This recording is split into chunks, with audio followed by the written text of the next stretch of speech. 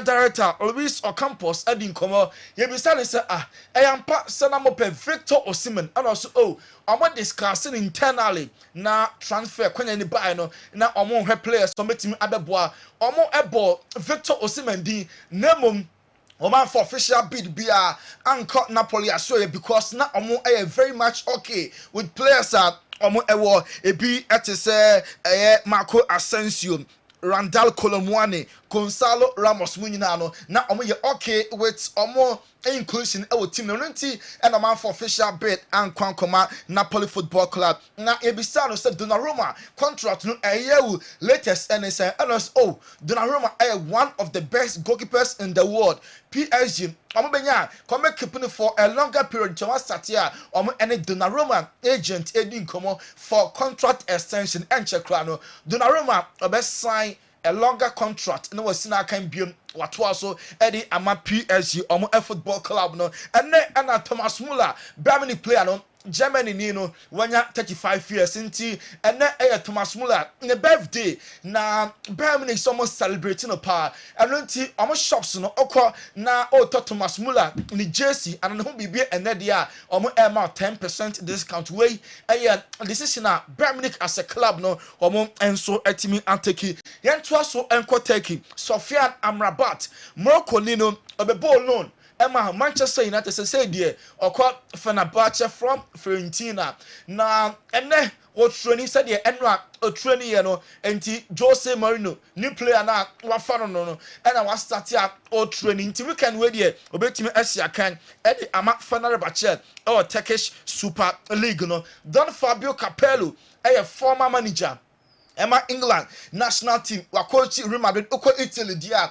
so many almost big class in India wa coach ya and I say AC Milan Rafael Leao also nyini ye bought Leao ye boni din now so or improve as a player oma doom so performance and net no aya there or china na air stroke ye didn't na bench mpa na o show attitude there be a big player ye nyesa enti AC Milan almost saki coach Stefano Pioli no ekofa new manager Paulo Fonseca buy no who difference be our situation no and also the same enti Milan as saki coaches and changes our squad mu nanso ohun improvement be away and then some Don Fabio Capello edi atuja and okasa fa Federico Chiesa ho onu say Chiesa so every Italy ball edi ama Liverpool nti we can we now be making a debut edi ama Liverpool Fabio Capello say oh boy no technicalities over a nearma or year or park so a best suit to Liverpool party Premier League in the there's no doubt Federico Chiesa obetimi abo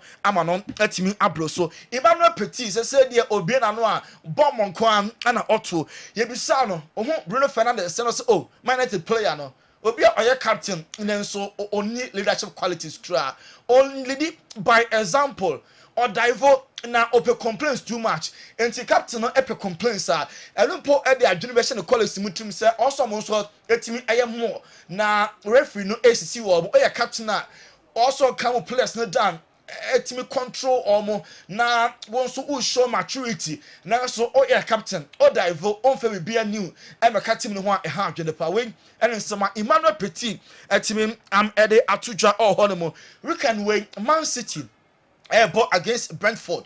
Now Thomas Frank, coach at my Brentford. No, say City match no day emu ebe den pa. Na bibi abet me see. Omo any City bar ayana game no ayana close. Omo lusum pa. Omo give you omo all. Enti omo bought against City dia. Omo bet trust 6 points so make me afa. And e be say no kwambe na be fa so I stop Ellen Haaland. And I say Haaland big class no try so be stop no.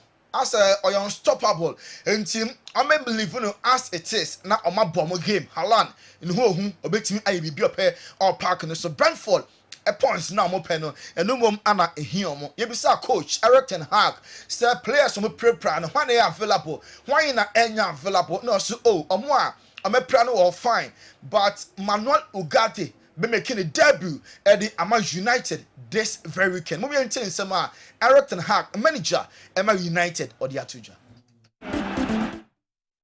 Holland and Luke Shaw, they are progressing very well, but not ready for this game. Manuel Ugarte, I think we all have seen. He played for Uruguay He returned this afternoon. Was the only player who returned today. All the other players returned yesterday. So he is available for this game. Look sure and ready. Name Manuel Ugarte fit or you available. Australia from PSG to United on number game.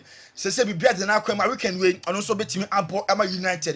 If you say coach Eric Ten Hag say international break no players no Elkosum omo mine no still an encore for a bold didn't do attempt. Say money off from and the pressure be about Swana and also there is so much noise outside.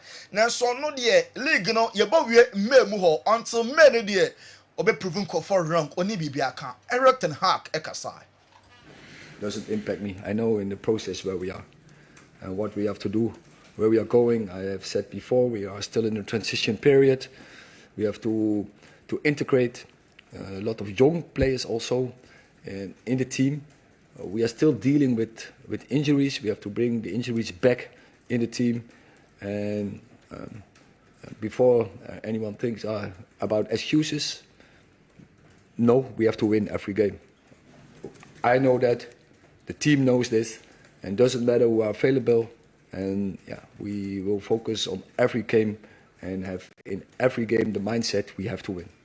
Eric, you spoke to Diogo. It's a mindset every single game. United also winning pressure from outside. DDP Ewa Pontin, coach no enya the penny for best second. I will be on one post.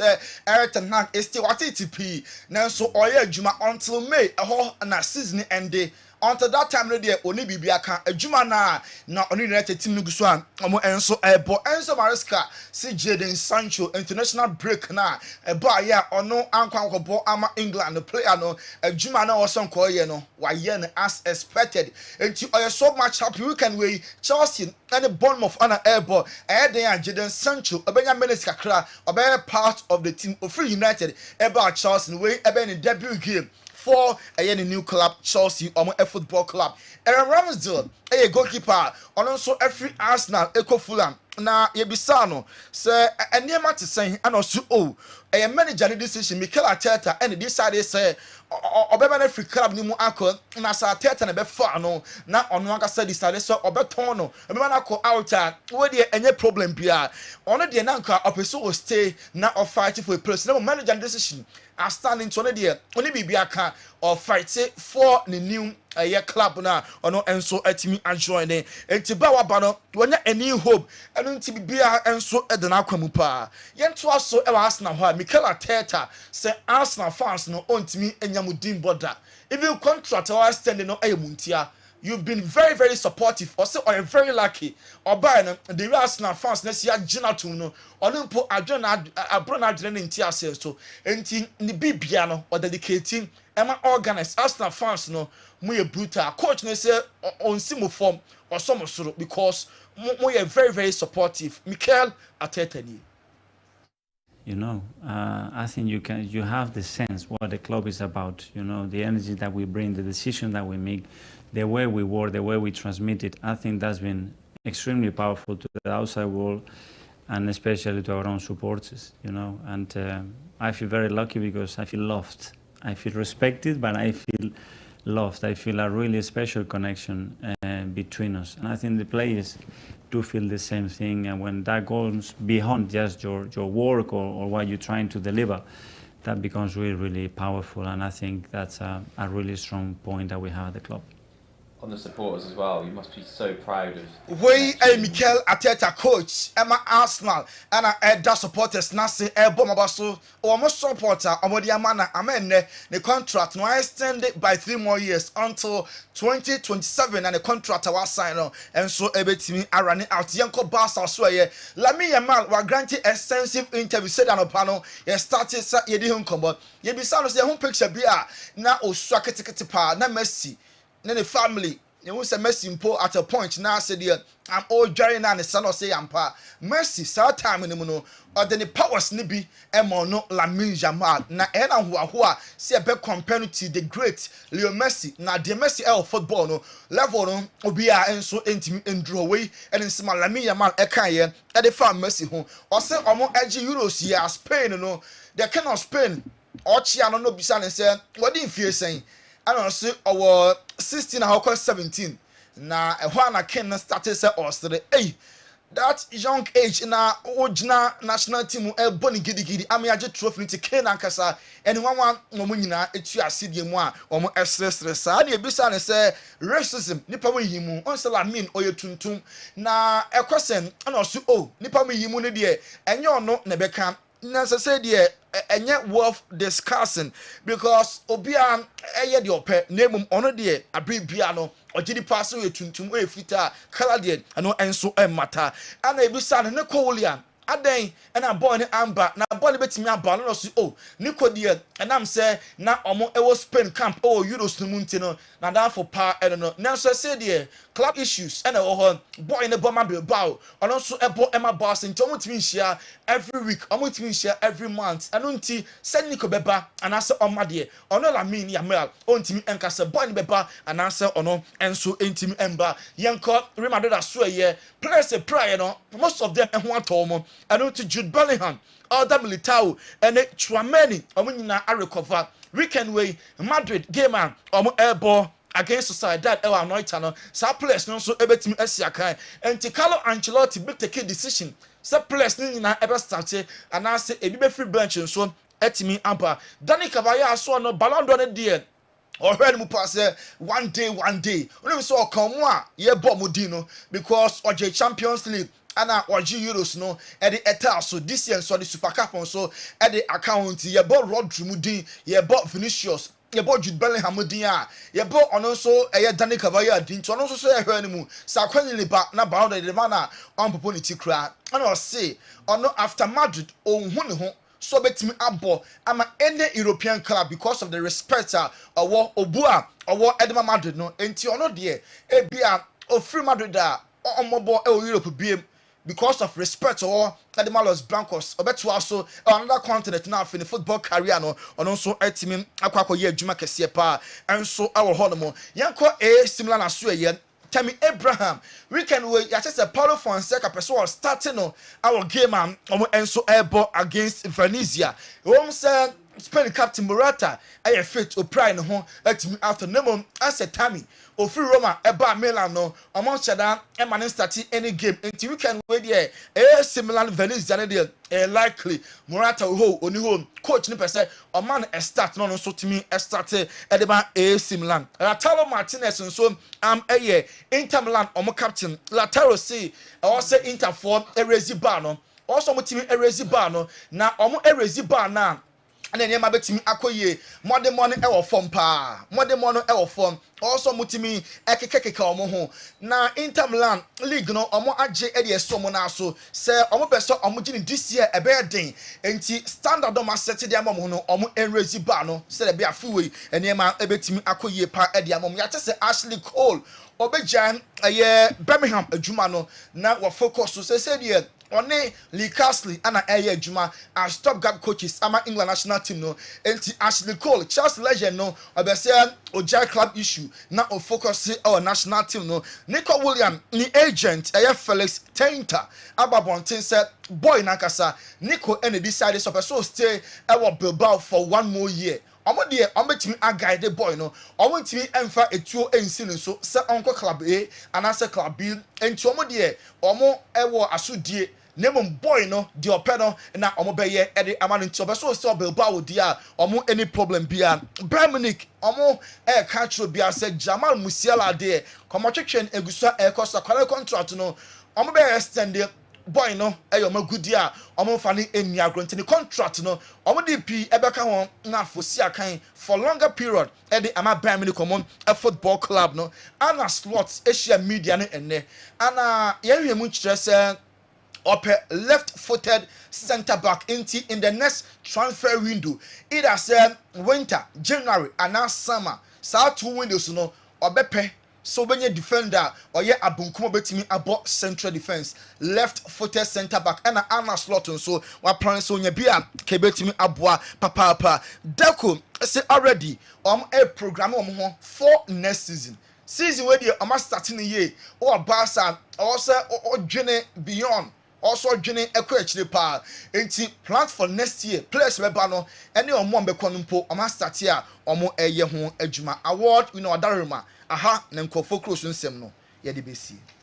okay Tony Montana Godfather yemfansia na phone so anu aboho ban ye e de amayen because say phone no abeye Olava emsetosu mienu okay yemfa no miensa Unyankopon de din kan na fi Joyce enso aba the phone no ene toso na o mambo mabetoso 9 ne ma we fu ade eso baby be 5 ma obutu no fi SMP Tony that's it Godfather so Tony who share be biara say oh head phone no so when blame no many abre of phone in their group David all right na and per Eugene ba me ho no person trust on me kasa Eugene ba menim ase ose me ba na minko street menim say no asem bi ba Eugene and a bright asem bi ba okay okay god ya no serious bright so kasa wo kana sema can promise say me who word go ahead be there word na so check criminal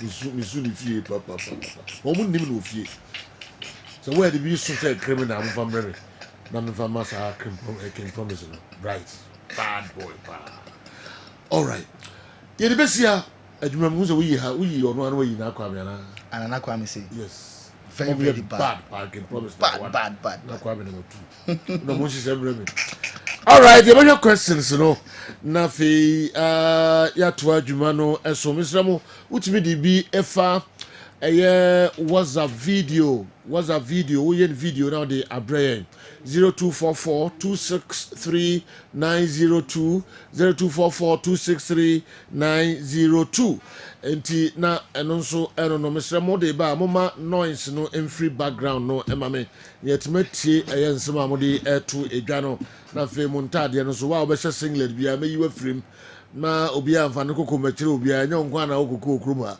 misramo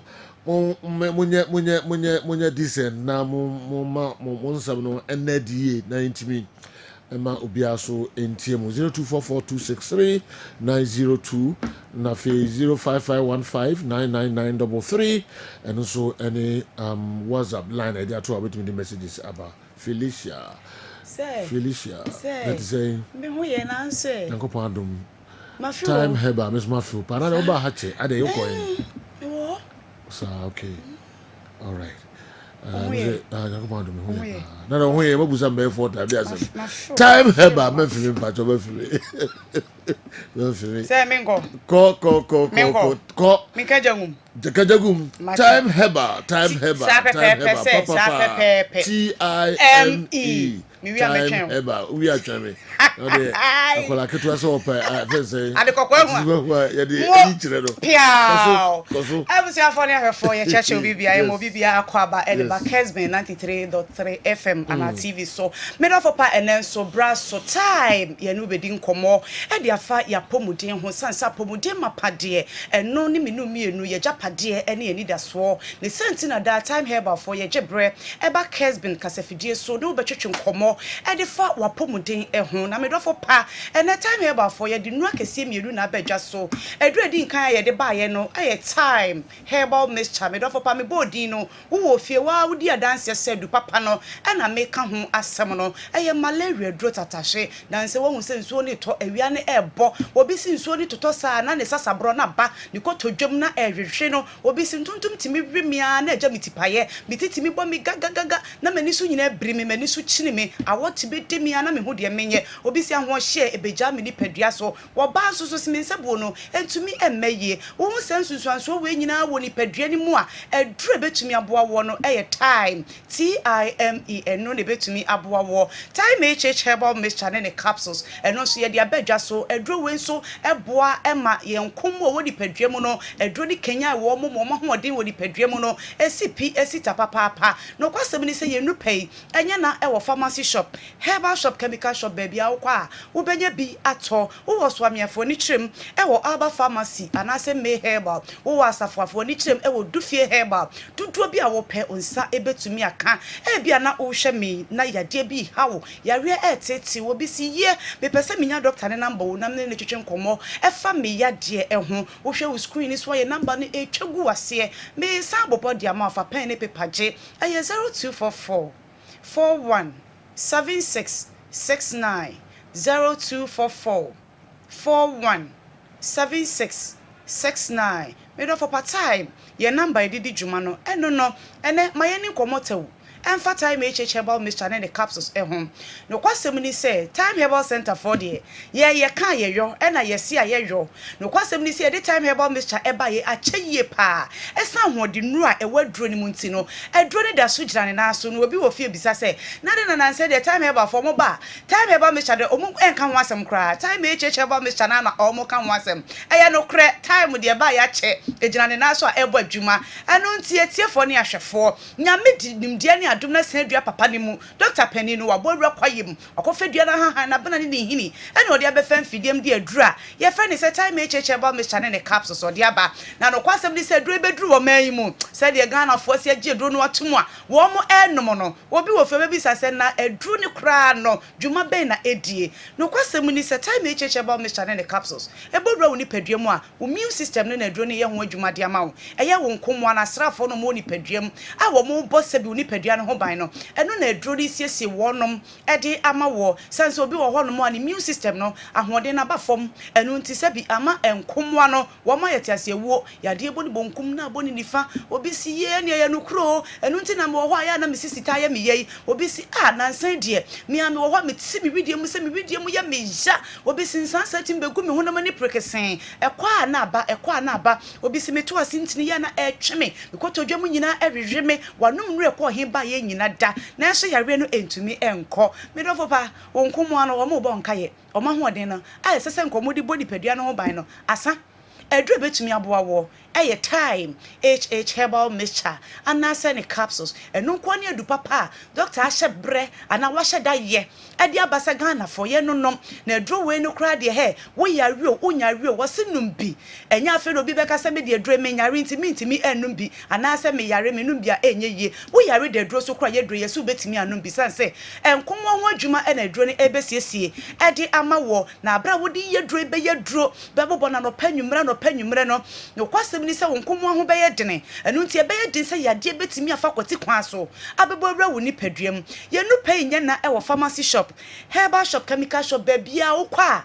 wo benya bi ato na ya kai se edro ni ye time herbal mixture anase ne capsules duduo bia wo pe wonsa ebetumi aka edro imisrawo eye bibidro enya brofudro wa wonim set time herbal center for the yen nro bia ye de padwaso no ye bibiduro abrofo nsa no ba kokora nim na ya na de efe ni kan se duro na nkasa no wo hu se de yesia package ye duro no a aya wo hu abeka se ya abrofo duro na enso abibiduro crunching enu nti wo no mu a o ha bia ni ho e de bebre ni padua sanse odoma nkoma se ye ni dua na ba ye mfa hahan no ensa ya de enu ne adetitiru part time herbal center for ye nam so edidi adwuma enu nti se wo pe bibiduro papa e de abo ni padua ho ban e de boost to immune system no time herbal mixture anase ne capsules ye ka ni say no na ye kanfo e de amaye maame ne papa no ma monfie ekwanimu de bia me ka kire wo se empanisi dua wanyina na epo na ebem maame unyini papa unyini enuti ya de nkitin bi ebetimi abeye apoapo ahyehye ni padua na akwa baabi na abra wo de time herbal mixture anane capsules ebeye waduro ebenom no ebeboa wo ebejiji ya de bia ya apoapo nkitin bi e woni padua ni mu no e de free ho amani padua na de ne ho sa na ye kanfo ye dro di ama oba de bia ye tena fidi kese so ye ka kire se wo ba siesie wo ho na sensiesie wo ahemfie mesrɛ se immune system agiegu anasa ahoden ne ewo fom enu nti ama sebi wa hemfie ho no eniema efifiri ho ba enye wo fe enye nika enye niso a wonya yedure binum a ebeboa wo ba bia ensuo basabasa ana enka ewo wa hemfie ensuo fifira hemfie ho eba ensawansawan age wo ba so aboso da bia meka kire be ma se wo no obabo wrade mu de ne to mpam na wo dwa ne ho so hu na de no nsa fefa na japade so na hu se ensa esisi ni ba so adwane wo hwe ya na wa chewo ya de se bi obecho ya de so ase enu ti time echeche ba Mr. ne capsules no ye de aba ye se ma fancy wonom ho ti oba bia nsansan gu wa hem wo to ase unya binum a ebeboa wo ba sebi nkekaye tete wo se wasem kana me bi aka aha ahu enka ewo wa hemfio ni nyina ebefiri ho se nsuo ne firi ho ba se hemfio ho bie se ho aye den time echeche ba Mr. ne capsules ebusu immune system no na sa yade wenum nyina wo ba mu a eno so wo de bre na wo yi ni ho mako wo nse wo no maduro na ba sa ma hemfio ho che so hu wo ba bi se me de mentinka mente de me ne me krudi mpem ogro no ne se me da say tim keja empa so agudie ne de no so hu wonye dro time echeche ba Mr. ene ne capsules na no ma oba pa wo hwe me bebo mo atinka kosoro basa na ne be ma ne di agro mpem a efumpa wo be yinya sam ketwa borrow pharmacy shop herbal shop time echeche ba Mr. ne capsules enye na wonye bi nso afose yoyo bobo ma me wo ba ebesiesie wa hemfi o kama hemfi o be che ho be wo obegyinagyinam sa bilaba sa na be ma ye kan forma wo sensansan abegu be ma ho sebi o senso gibum ne fi be me na abegu boxem anampo se sebi wo be me mo kekawo emu hyehyew odwonso a wote ya wo be mem yenum nyina eye yare kese bi nsunsuanso na abetena wo be mem no aduro no eye time herbal mixture anasa ne capsules no kwasem ni se nsunsuanso ami bobo so be ma sebi wo be mem a e ma be ma no etimi efom wo se be ma na ayemre eno na meka se won tiase wo se on se be ma na esa na ayeboho so hu ni wo ba di ehye mo abo se na ho esan e basa se yense ngumo se enye de yo time echeche ba Mr. ne capsules e ba yi ene mema e Freddy adanse e ba omo se Dr. Nyame Shira san se duro no kosum ni se ye mema duro pa wonya bi na onom ni ye di a ene na boost immune system no na e boa so so ama sabi o how bi e wo be memu no eno so de bre na e free ho e basa be ma wo gina wo na so ete se be ma bo adwuma ete se be ma bibia e konkan e duro ni nya na e wo pharmacy shop herbal shop chemical shop baby a wo kwa wo so per time herbal center for ye duro no e time herbal mixture anase ne capsules ye duro ye num ni mienu emum me so se duro no se ne mixture no na betumi anoma na wato se ne capsules na wato na bra wo benom eduro no ni nsuo ni bewie no nsuo ni bowre ni pedua ma se de ye adwuma ntem no sa na topa ye no ebowre ni pedua mu a eno nso ye adwuma ntem eno nti ye kanfo eduro no e de ma obibia o hye Kessben television ana otie FM no wonya bito a ebeboa bo ni pedua ho ban efri yade ahodo eho na wo pedu papa e de abo ni pedua ho ban a eduro no time herbal mixture anase the capsules jama bo phone na men sorry so 0244 417669 0244 417669 Kaisa time no TIME and the one can be a mommy Kaisa time no TIME pia oh me chen ko tweme me na kotosi oponi mu jadodo a ye so mo ebe frema mama pia ndi ko tweme me chen all right me dasi yeah mu jadodo no behu mate all right me dasi pi Felicia anyway every time heba Mr. Mufra numbers no na time for emwamo fre na omo emwamo ye papa all right mo messages no aye questions no enso abegum ye papa enya sam gitu akra Mr. Mo mefa WhatsApp videos which ni enya question na no so no Mr. Mo ani die munyi mfiri mame na yemfa the questions nkwano WhatsApp videos kakra na yentoaso questions. Good morning Sir Joe. Your family me kasa frin kawe. Anopa dia me question am pese me busa ne se Mr. Ma Mbappe, Haaland, Benzema me pese me hu bia club and country guswa washe. Good morning, Sir Joe. Me did Isaac, me kasa free Mali here Bamako. Me say me tie Marijata o see Coach Watara and resign. Me tie Marijata see o resign se sen. Marijata on ti Ghana na Coach Watara ka say players are auto ni na e on one recommendation. Why my auto players are ma wa ko Togo akwa pre-season. Wa ba wa lusu one match I also on resign. Hey, na Marijata say any advice I would ma Coach Watara yi. In future no ube coach no any serious team bia no befa wo because ube ma obi a boka na wa to top players amount ukobo match ba ku mienu na sanfa ube resign e coach in the yes and no. Good morning, Sejo. Me chia woni wa pamfo nyina me mamu good Friday me dende Ibrahim me kasa free Savannah region.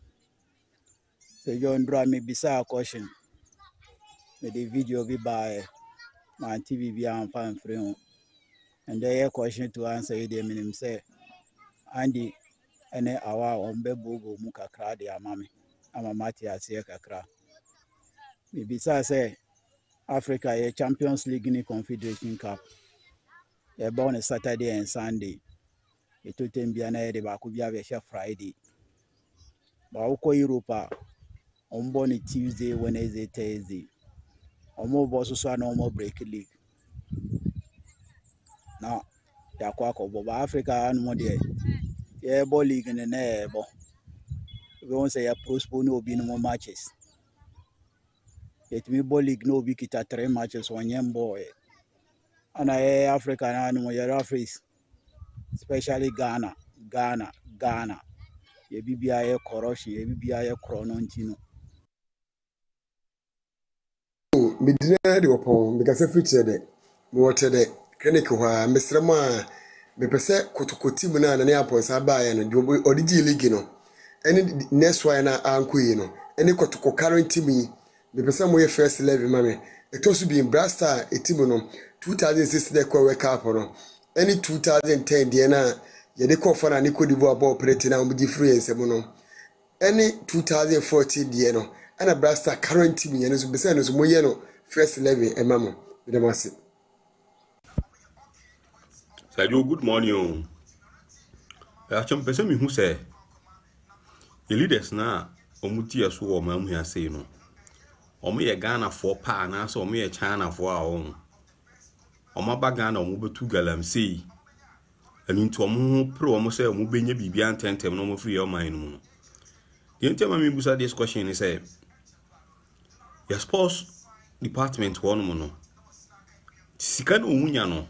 Dear Pano, Modia Pantia, your parkina, your boss of boy, DGG and Ukrumi are saying no. To park in at minute and Tantan, said you, Vidiani Abula Tema. Good morning, Sir Joe. No, I beg you for the church. I'm on pay. But your Midiani Andy, make us a free at Boku. I belong to Jesus Fashion. Sir Joe, but your question I'm present beside is the or more I do on manager Paddy show Monsa, and more musica, so Mufanya who Juma. Omukoye Jumano Bassa, and also went to me Jumano. Said you ain't me for Mufamra Quambiaswana. Huh? Because I reho, so my Ghana, he misted you by betting my boss of ball. Oh, Kuma. Said you. But your best row more coping tea by and send a more. When you single room binti, Mr. Romo, Capinti, Bikaya, Mr. Romo, Madame Roman, Kamunji Maminanka, Jammy from Pinti Medine. Why, Madame? Hello, Sergio. Good morning. If I could fear Jenny Boatin, the Casafia Santiachim Ogogo. Now, my question is Kotoko Adako Jachi project. What is the current state? Said you now saying videos, be ne pictures, be ne drawings, be better and say, see now, the 2-4 person or yard in a Makotokon. Mumma Esa, videos be a Nayi or Caterpillar Sisua or Moji Niadi. And what is the current state? Or Moji, you know, a dear na Kosu beam. On my for Sejo, good morning, and I know pay. And I was Yakutu and anyway, dear, she said, you Sunyane pay so anyway. Na mebra haminu so na bomachi denden de be a bomachi dom Frugudie Sejo me so boa or numeri ono. Na Sejo, and if you day minim say a question day. Na pese me busa say. I didn't know house of folk kwa dear. Say nya experience player be ho and no more dear and what you say and what you say pese me say e dear kwa de na call house of folk. Now you see the discourse and more dear Sejo Yamaneko. Ampadu so yesi ono so omuade Sejo eyede ade nkoantia Sejo, good morning. Kwakudu ya sempraso. Sejo mpacho mpeze mbuza say next qualify sebebo or next month no otwado chances of for different players ana. You say players buy there. Bebre ho ense samusa baby. Bebre ho ense samusa baby. Ni fan Fred new guys bi so mewura team no. House of folk into your for weekend yenye ni me chami bra mi tan mabusu afo nyina. Good morning, Sejo. Your friend John Emmanuel. Ekasa Fred Tibibu. Dodo na friend Ululu. Sejo, me pese new team a combined 11. Effort 4 teams away local league imo. Team 1 Mediema Kotoko Samatex and Nsuatremai combined 11. But a new team. Mame na mehwe players a ebi wudam ebi that was Sejo mechia master kuju TV repeller atebebo ne na kwala Francis that was bye bye.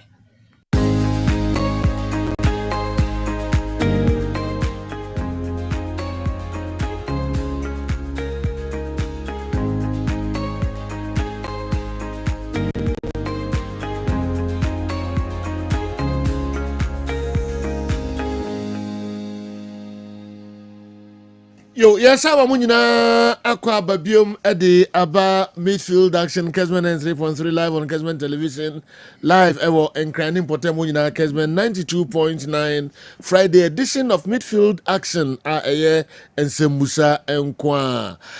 What's the videos and adodo no ano edi nsembusa afa ho edi abrayen.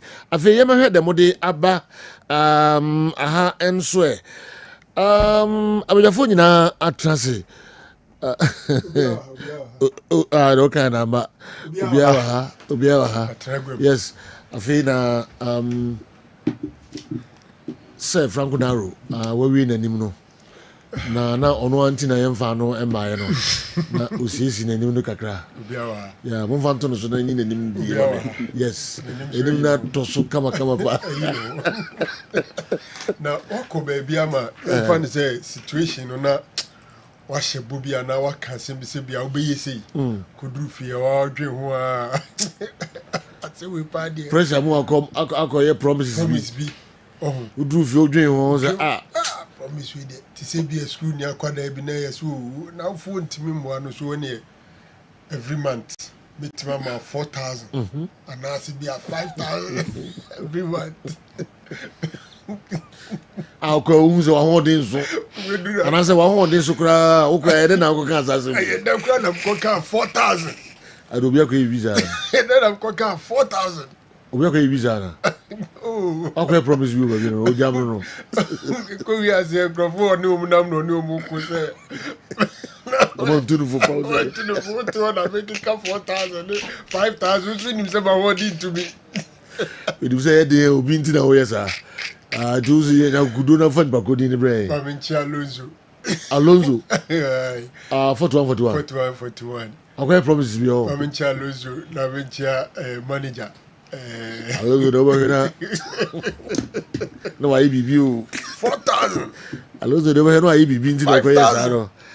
Tina ni so all right, there your questions amode aba ene anopai. Good morning general. What should Nsuatreman FC do to get good results today against CS Constantine? Alfredo Edway Efritakwa ena aba. I'll say he ena ye kobi won himba kwachi Cologne Germany anyway aba. How have the performances of teams in the current Ghana Premier League been affected by the lack of sponsorship deals? And what strategies are teams using to maintain consistency? Okay, while also addressing the impact on player motivation, team resources, and operational costs, including any initiatives for financial support and effects on match attendance and broadcasting quality. Can Andy and Sefrango Naro delve further into this matter for us? When was the last time Raja Casablanca met a Ghanaian side in Africa as they faced Samatex on Sunday? Figo, Edway, Efri, Atebubu, and Abre. The next one, Efri, Ayam, Ouswansa, Ohim Kumasi, which pitch will Kotoko finally use for the league games? Thanks. Okay. Inti na and also no. Obisu Busa say, what could be the reason for Kumasi Asante Kotoko to change their alternative pitch at the very last minute? Okay. And why didn't they consider these reasons before choosing the first alternative? Okay. Kwame Shiamai Edway Efri Sunyai and Abrayan. Joe, good morning. There's a player in the world. Is there any player in the world who hasn't scored even a goal in his football career? Samini Elubo. Oh dear, I don't know. Joe, for the recent performances of players on the continent, who do you think stand a better chance of winning Africa's best player of the year? Amos, Edway, Efri, Axim, and so Watuamane Yen Ewa. Please, can Andy make a combined 11? Arsenal and Barcelona. Boachi and Edway Aba. Arsenal and Barcelona combined 11. Wow.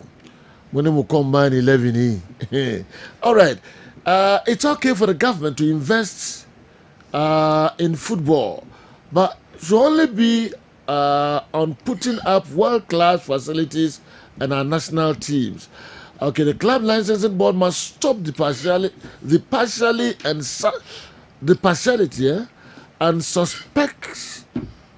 suspend teams who are not up to standard. It's better to have a well-run 10-club league like what happens in Switzerland and Denmark. Okay, Aziz Idi Goro, Tema Community 1, site 11, and anyway, and so Abrayan. 10 clubs. BBI kama pa. Better since they got over 18 teams. There be problems on Kwan. All right.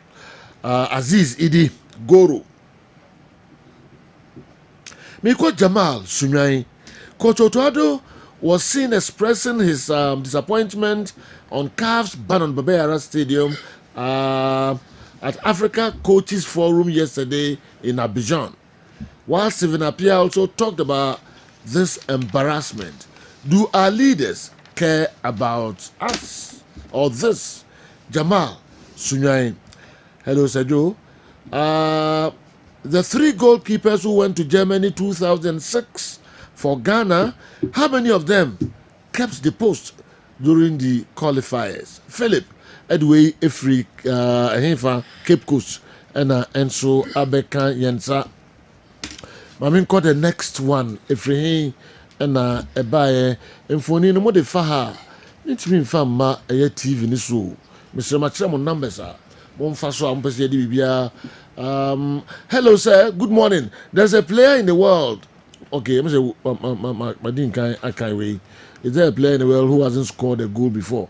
Please, I want to know the current condition of Sharif Mohammed of Kumasi Asante Kotoko. Ayuba, Edway, if you prepare, and Abraya, Ayuba, Monfre Kombolo Mame. Man say Sharif Mohammed, who the condition say, Nan what is saying. I want Marie Data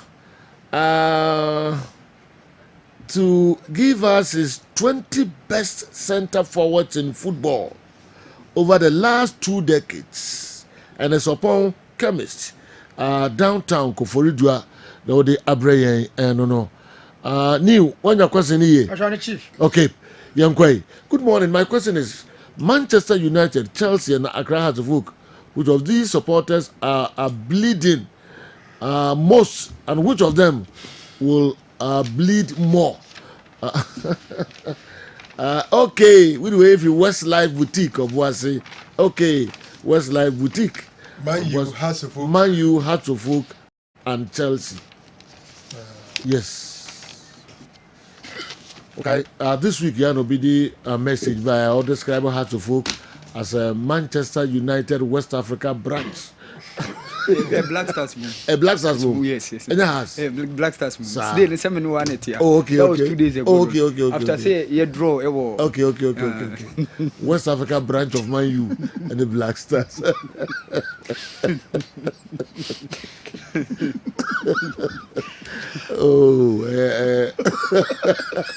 Now who comment to be as a transfer? Is a Man U who cover by. Okay, hold on team. West Africa. So we any pan or the question about or the Man U buy or the Chelsea buy. No. We they can't have many award. Some kinds of questions. Yeah. You said no questions. And one way 3 clubs. And I train where you back. Maybe I want the questions in the country. More for go you. Or my Chelsea, or my Man U, or my house. All right. I'm Richmond watching you live from OCM. My question is, when a player scores a double hat-trick in a single game, will that player be given 2 balls after the match? Okay. Now also the Abre, no. Miko Way, West Africa branch of Man U. What's the D sign in front of the 18-yard box used for? Also, I want to know if a linesman of a game gets injured, who replaces him? Current form, Uruefi, Accra, and Abre. So please, why does Uruguay have 4 stars on their jersey, but have won only 3 World Cups? Current forms, satellites. I don't know. Can Marijata further elaborate his advice to Coach Ouattara? Does he really think he was wrong? He was a wrong appointment in the first place, or he has had a poor pre-season? I want Newton to convince me, Sergio. Derek Sasraku, Edway from Finso, and Ebeka, and the questions. No, next one, why ho and a makeup? Or say, good morning. Let Andy answer this question for me. I wonder how Lamine Yamal gives difficult questions, very simple answers. Do they teach them how to do interviews? Even some of our Black Stars players can't do that. Okay, Sergio, we have Zico Darling and we have Zongo. And they are Abba, I don't know. The 2 Black Stars games have shown Ghanaians a lot about our football and our current status on the continent as a whole. In principle, can Marijata highlight 5 points, the major problems we face now? Aziz Hassan, North Carolina, and Ediwe Enso Abreyen. Ronaldo is not a human being. Discuss. This IPAC Sahi Bekwai and Ediwe Abreyen. Ronaldo Enyenipa. In the history of the Ballon d'Or, will your crew agree with me that the contenders for this year's Ballon d'Or wouldn't even make it into the top 3? If yes, let your crew kindly help me with those years and the players with their stats, numbers, and performance. Nature, Udwe Free, Aburi, Jamikasu Cactus, Greek Hotel. Zan Watro, Jamikaso Cactus Creek Hotel. All right. This year Ballon d'Or, no. But so it says Nipa miensa yi omo no. If you be a no, not top 3 kromum. And I said yeah, the better. Se baby a twem. Ka podium no.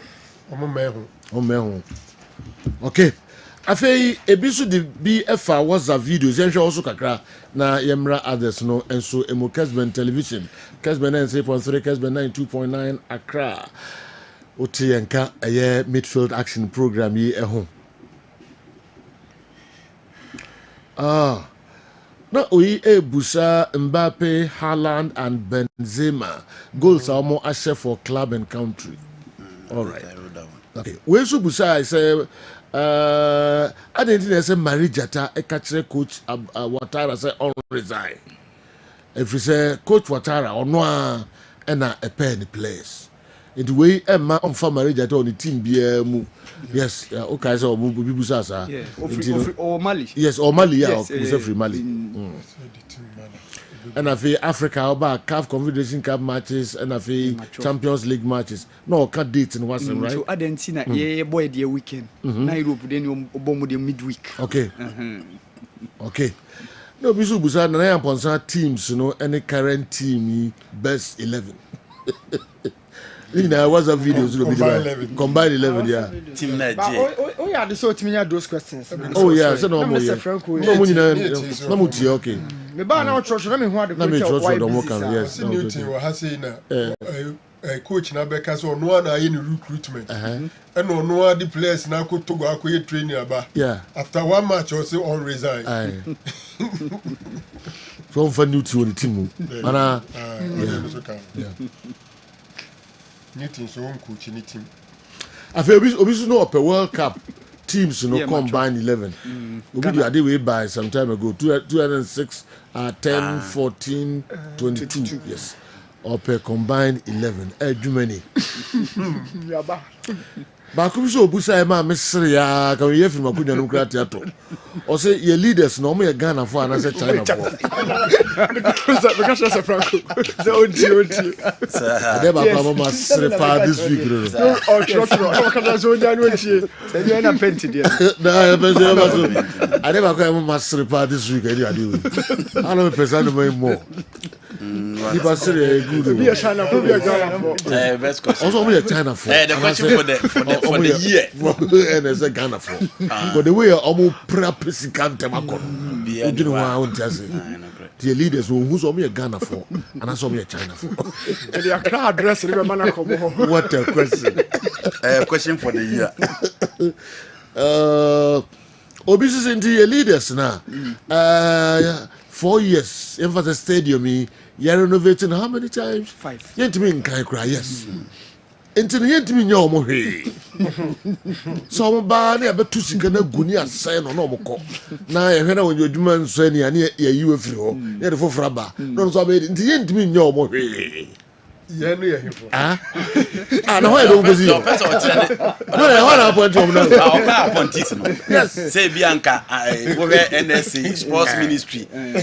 Now to be any abetum. Now to be any abetum.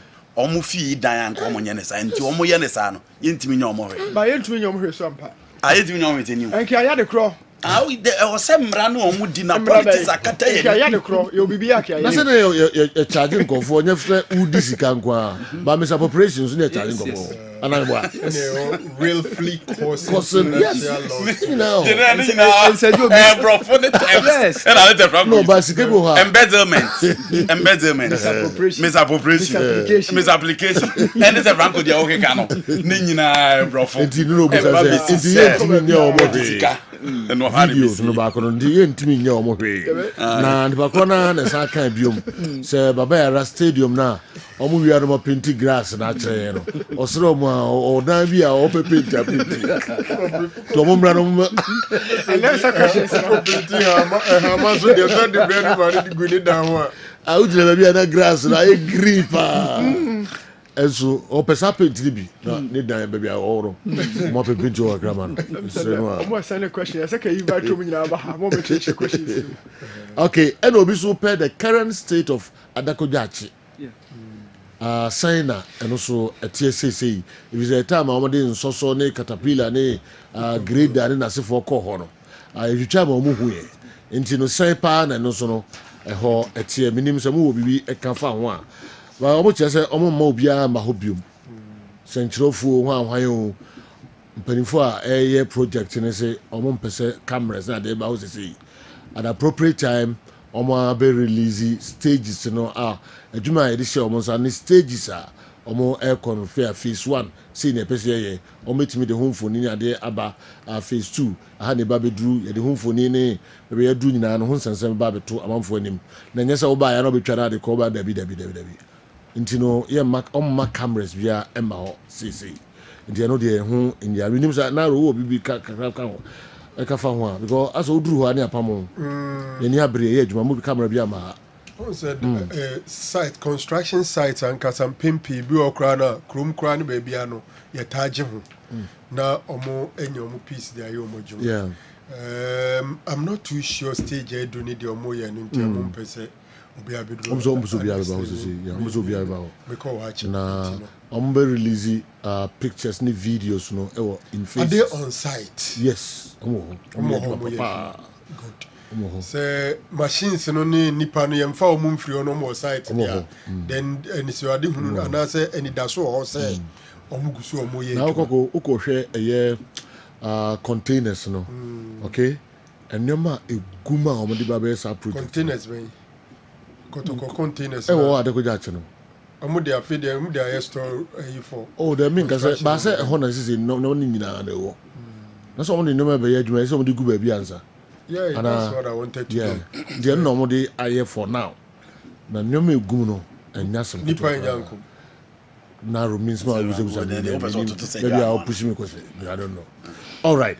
What is or say we say DNAC ewo Accra Heart of Folk say Heart of Folk na player be sorry no oya de pe near the say oya disrespectful they are tono so.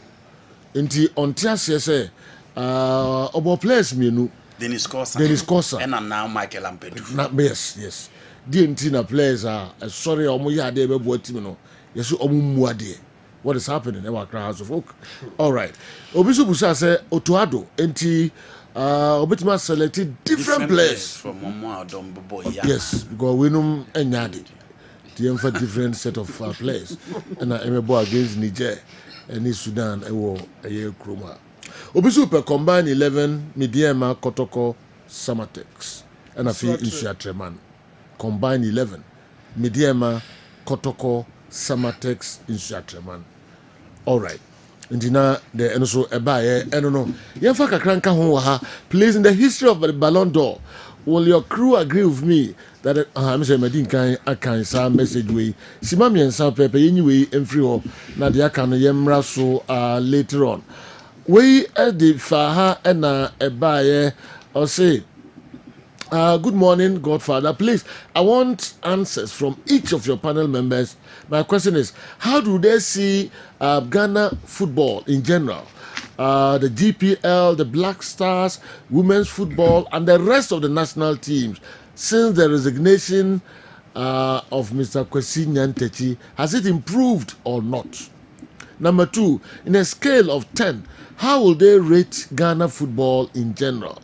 Number 3, if they are given the chance, will they allow Mr. Kwesi Nyantakyi to be FA president again, and why? You know, questions to How do they see Ghana football? And our list national teams. In a scale of 10, how will they rate Ghana football in general? If they are given the chance, will they allow Mr. Kwesi Nyantakyi to be FA president again? Number 4, do they believe number 4? Number 4. Number 4, do they believe in Mr. Keto Kreku that he will take Ghana football to the glory land? The Black Stars winning AFCON and our clubs winning the CAF Champions League and Confederation Cups. Our women's teams performing to the highest level, etc. And I feel the last one, or say, will any club in Ghana reach the level of Kumasi Asante Kotoko's 1983 and Hearts of Oak's 2000 again? Bouncer, East Legon, and Eddie Way Abba. Okay, nipa kakra bi omo East Legona. Ombutum enye kitikiti bia omo so omo obi. Amako fresh kafo no bouncer eka ho. All right, I'm sure we question as a way. Pius, Brown, Kumasi. I think it's high time we give Trent Alexander-Arnold all the credit he deserves. This man has been criticized a lot due to his abilities when it comes to defending. Anyone who sat full 90 minutes and watched the England match will realize how good he is when he's defending. People have been comparing him to great fullbacks such as Cafu and others. That's why they say he's not good at defending. If comparison decides people's abilities, then Messi is not a good player since he's not good at his head. No doubt he won the player of the match with all the goals Harry Kane scored. Okay, I want your people's opinion on this, my suggestion. All right. Afemi ba na bidafo ahwe question si emu kakra. Hwan so na di bi efa ha ebre yen anafi sunwan zongo boss. Please, I want to know this. Where did the Ayew family get the name Ayew from? Is it a wrong spelling and wrong pronunciation from you people? I want to know because apart from them, I haven't heard or seen anyone with such a name. The last time I asked why Dogomoro is a tall person, if Dogomoro is a tall person in Hausa, and your guy in UK, Watara Mahmuda, said the name is Ndogomoro, not Dogomoro. Number two, in Ghana here, which religion have produced more football stars? I didn't say tribe, I mean religion. Anefi, Sunyai Zongo. Muslims, Christians. Also religion. Religion and religion. Religion. Okay. Religion. Muslims, Christians, and probably the traditionalists. Yeah. Now where they are you?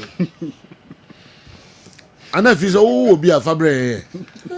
But so we so with my yes, stars. How do we be okay, yes. Religion so be timi sakra kwa different religion. Yes. No so akohunu ha. Yes, in Anefi o sign wadwen ye o fabre na yenhwe.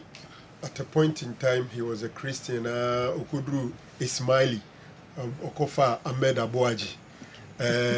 Olili was a Christian. I think he's back to Christian, but at some point in time in Turkey, Farouk Gizo. Okofa Farouk Gizo, Okoye Muslim. Kwame you a Christian. Kwame you a Christian. Thomas Tepa take a krebi. God de kobande de kosum koye. So when I say our rate me mouse is our sorrow. Na me can say kaka krebi nkade ne koye na on them so be netia na so. Our rate me is our sorrow ko. Yeah. Diman bebre so mo di omo yere mu kra chi echi so ma sorrow mo ko. Na bi no so di omo kun echi so ma sorrow ko. Yeah. This is some religion entirely. Yes. Kindly help me know why the best player of or from the continent, African continent, is mostly selected from Europe or overseas, while the person is not playing on the continent. Why not the best African player in Europe or whatever? Kofi Toronto, Canada, Eddie Ebre, and so no. Ade Masa. I don't know. Question why they have African best player based on the continent. Yeah. Now, Drew, major no dia no more generalizing. And I could be person say how come on limit no. The view or compare it to the Europeans then. On say European footballer of the year no. And found say unye European. Once you are playing in Europe. Man can message no be. Me person me team message no be. Who's that about message you? I can message me message. Message understandable. Yeah, no, I understandable. Maybe as a frank. Kindly help me know why the best player from African continent is mostly selected from Europe overseas, whilst the person is not playing on the continent. Why not the best African player in Europe or whatever? No, me say CAF already has one a year for continent based. Or more there is so what we fear ball. ɛno wɔ hɔ but duru kɛseɛ mu odu na nom de oba me ya mo aba bewura mu ɛna Kofi pɛ sɛ ɔkyerɛ sɛ ɛne ɛno so yɛn limited to European based sana Kofi message no pɛ sɛ ɔkyerɛ the first part of the question the emphasis is on say kɛse baby a player na ebo ball nti say African African best player adan ya ko yi obi a ɔbɔ ball Europe na your friend African best player so you're African and a Europe for no day among found so European they look at European footballer of the year no is somebody playing his football in Europe. It doesn't matter whether you're a South American or an African. Once you yes, good. And a car for baby Awokan, you evolution until 1995. Now, ye European. We need European best player. Yes, CAF has one for African based. Kofi Pereza. Because limit your Bama your money Salamo. African based. Europe won the back. Yenny one African footballer. Ball Africa. So that's what. All right. Only he's asking why. Also why? It is because they consider that league platform bigger than what we have here. And it is true. The best Africans play outside Africa. Into one African Cup of Nations, the mother competition, the crown. Was I creating another one for African players playing in their league? In the same way, CAF thinks that so send you see African best, no. Guys never born the African continent, they will not be rewarded. And we must create another one as an African player playing on the continent. Okay. Uruguay has 4 stars, but have won 2 World Cups. Because they won 2 Olympic gold in 1924 and 1928 before the World Cup was introduced in 1930. So the first 2 Olympic gold medals are recognized by FIFA. So they just added the 2 Olympic gold medals to their World Cup wins. Desmond and Enso Ediwe Abreyen. Angomaso Desmond, you chrome. Yadasipa for also o contribution out there about obi question obusa you know and who contribution and this one the free angoma so abrayan me dame ho aba na bejafo ahwe questions first batch yimu kakra e de amayemi kondi what scientific herbal hospital na ma fankrato kakra e ho aba me baya na ye be answer my questions no amamu ye nchekra what scientific clinic and diagnostic services onyankopon adawroma odisa yaresa bia wei abesia nom se obi biara ohaw biada ne so bia no aye yare de onnam yenso na entimi enye de ensa ne yare ebia me no ka sei mi yare na me bebuboso no ebi kura na na mantimi amo yare so oba nyankopon se onnam yenso enam haban so enam mpaibo so ebetimi atu yare na se ama ho ato ebia odie ne ye awosem na ehaw ebia oye bema no entimi nsori nyina so kura me bia me ka se ansana bema ne besori agina so no eye moja enedeko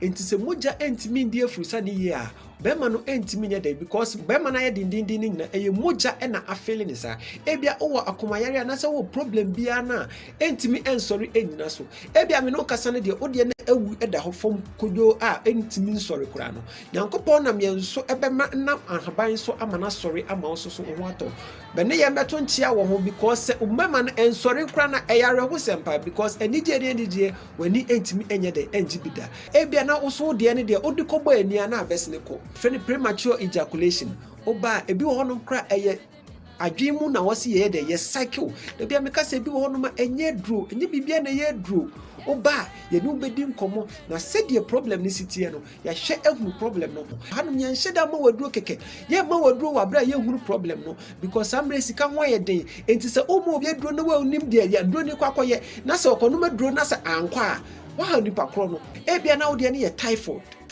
so se enya wa wanhwe ya ohunu typhoid betimi am ye twa wonso no epilepsy ekire wo ne ka se ebia na wonam a wotwahye ama wachinia enkwa meso bra ene me beto nchia ebia na wo de no eye pressure na tena so achepa ebia me no ka se uda form team stroke abubu agufom anase yare na amana obubu agufom team a untimi nsori no frame ni hu nkomo wanya prostate problem ojo nso a enye ye anase yesi wo prostate cancer na say wo ho crowd up person check say wo prostate no eye adwuma yi a oba ye betimi a check am e bia na wo de ne ye eba na wo pede a yankopon adom ye betimi adom aboa wo e bia na ma no wo de ne ye fibroid na how me no ka say obi wo no ma the problem pa ye halitosis o ka sa esenti wo mu pa wo be pay aso ha no ma ye behwe baby e free ba na yetimi de etu ase ama wo e bia wo ko ye so cholesterol ebia wo kidney problem wo liver problem me no ka say ye nuama no omo brebebre infections ha omo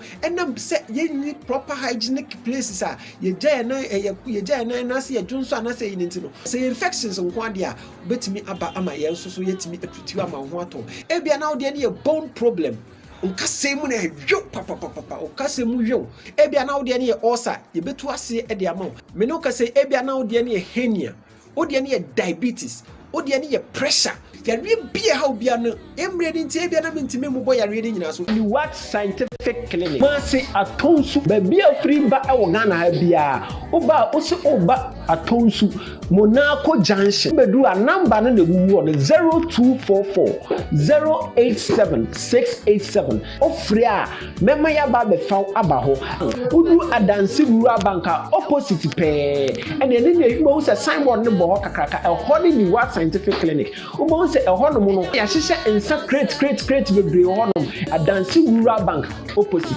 Accra your mile 7 Edeko Tantra kwan no so no Janet Corner your kwan ho pe ubedru mile 7 overhead na ofre ya homa trufo no a ye be kire wo kwan what scientific clinic nyankopon da romanti wa hoto ebeba amen.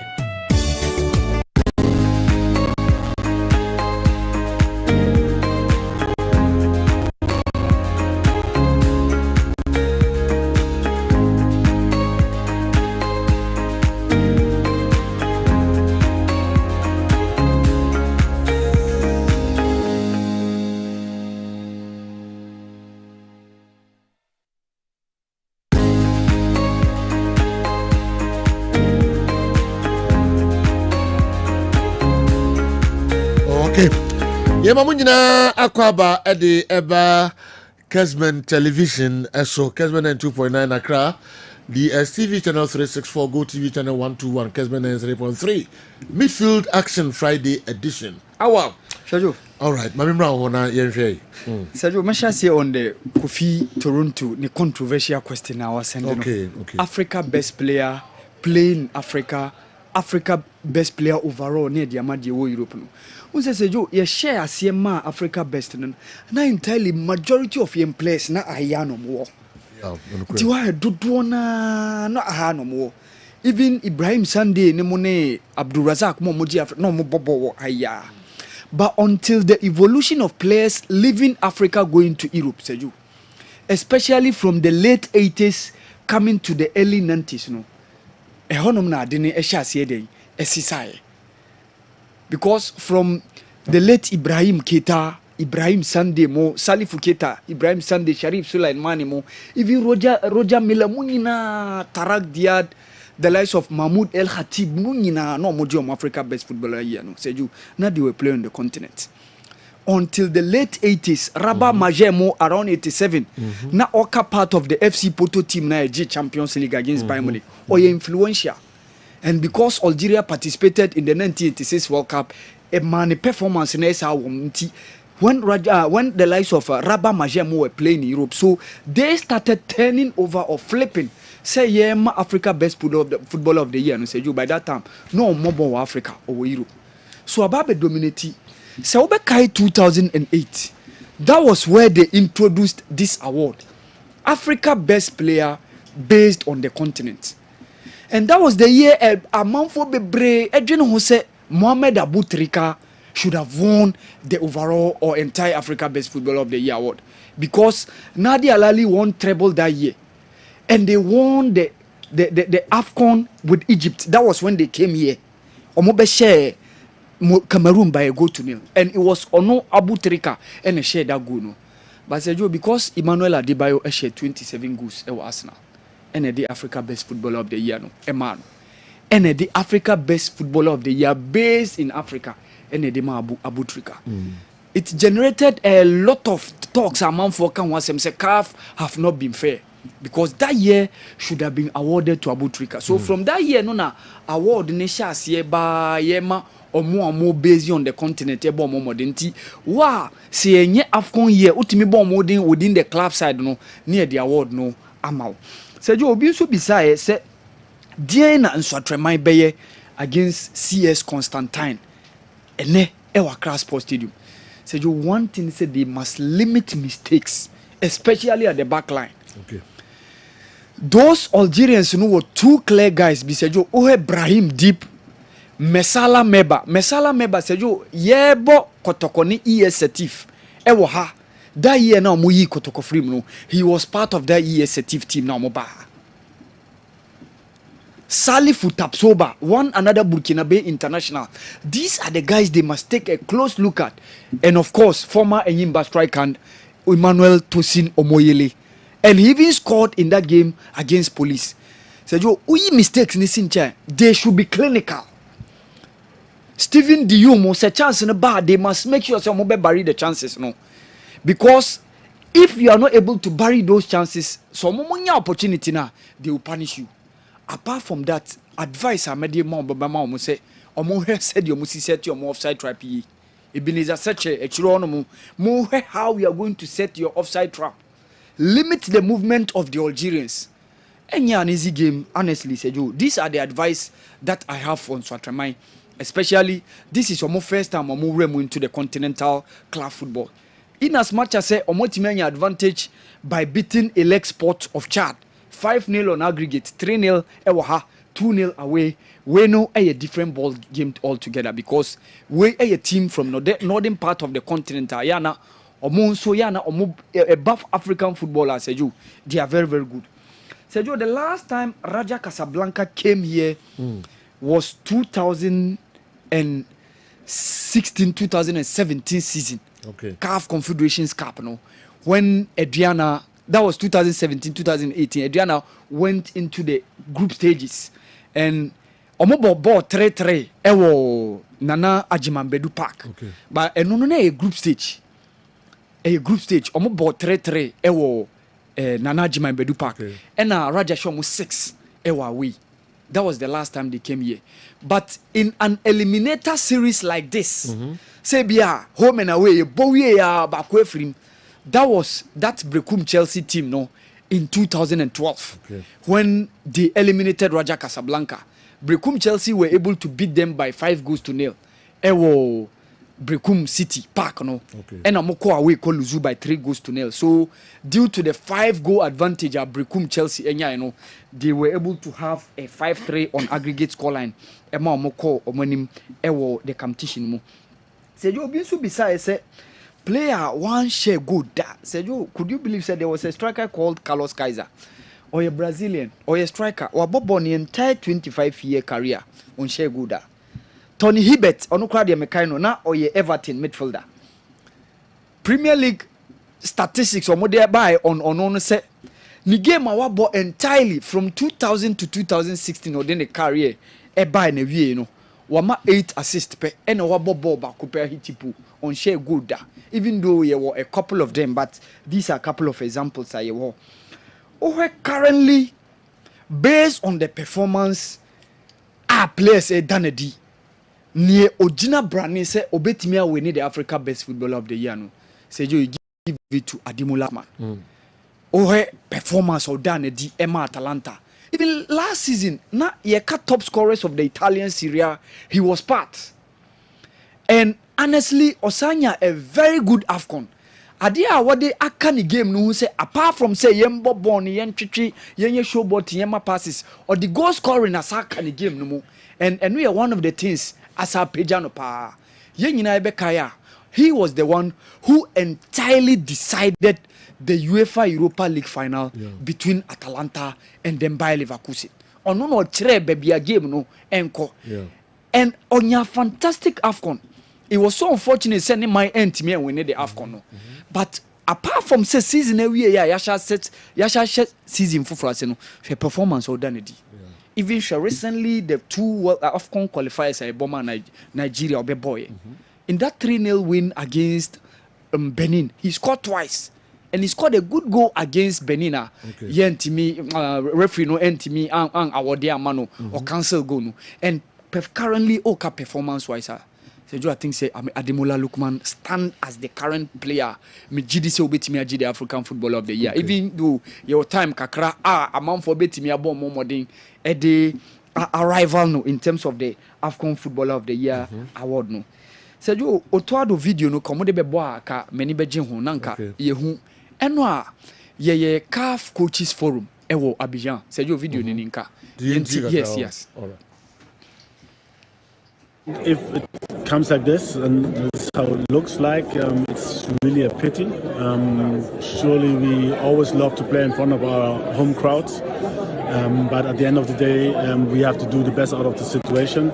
And if we have to play somewhere else, then it's like that. I don't want to use my energy to think too much about that because it's not in our hands. There's nothing we can do about it. It's a tough decision, and we have to do the best about it. But I hope that if we won't be able to play at home, that we quickly manage all the things and that so that we can play at home as fast as possible and for our crowd to see us. So Jonah, initially asema wakadika nkai first statement so it's a pity. It's a pity. Yeah. Say yentimi more in front of our own crowd. Yeah. Na seju eni nyina be kwa kusi leadership. Total embarrassment. It's an embarrassment. Stephen Appiah cried the tweet in so can yes. Stephen Appiah say a ball na enye qualifier sa or say enuni. Yeah. Or see playing a qualified outside Ghana. Except in a tournament, it's a national embarrassment. Oh yes, Stephen Appiah. Yes, in the tweet. Or say we must prioritize hosting our own games and protect our football pride.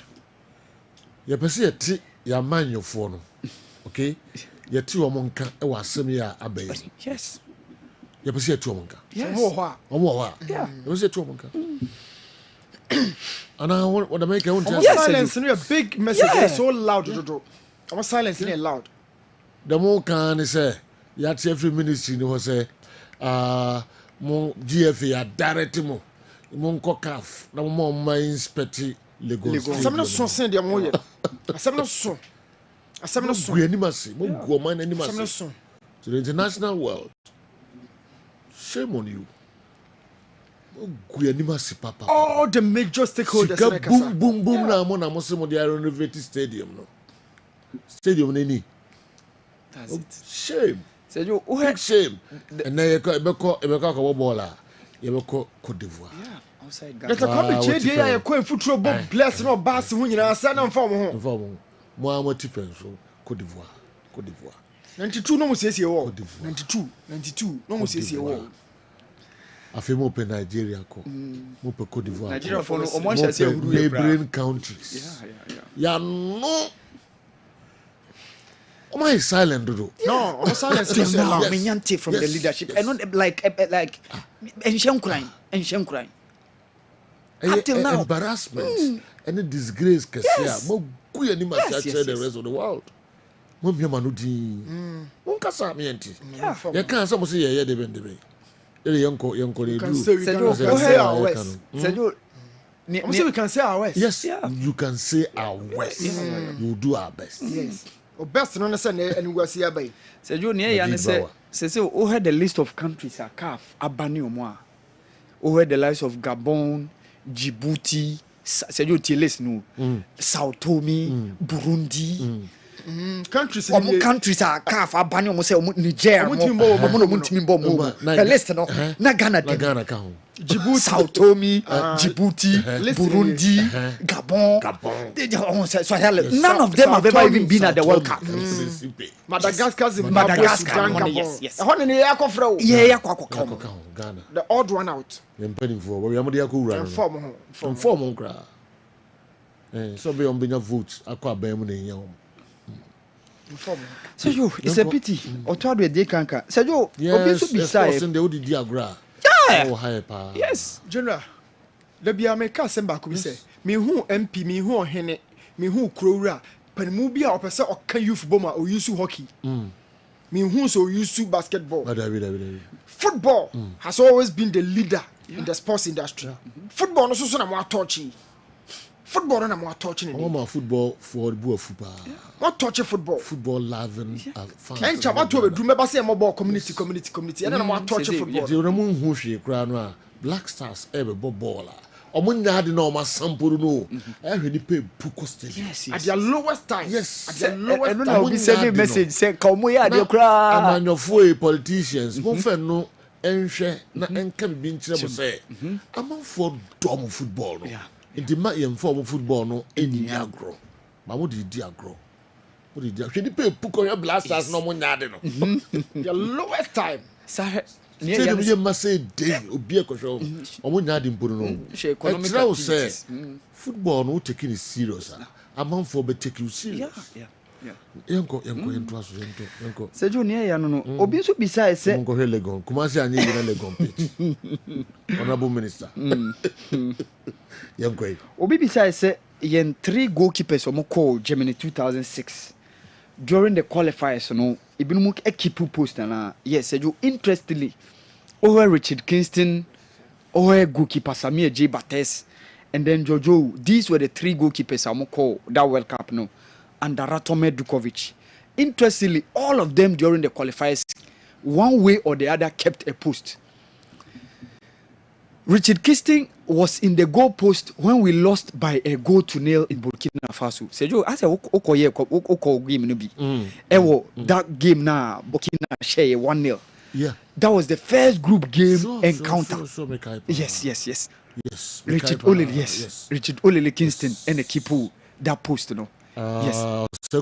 Yes. Oh, yes. Yes. Yeah, I was there. Yeah. If I form come okay. Yeah.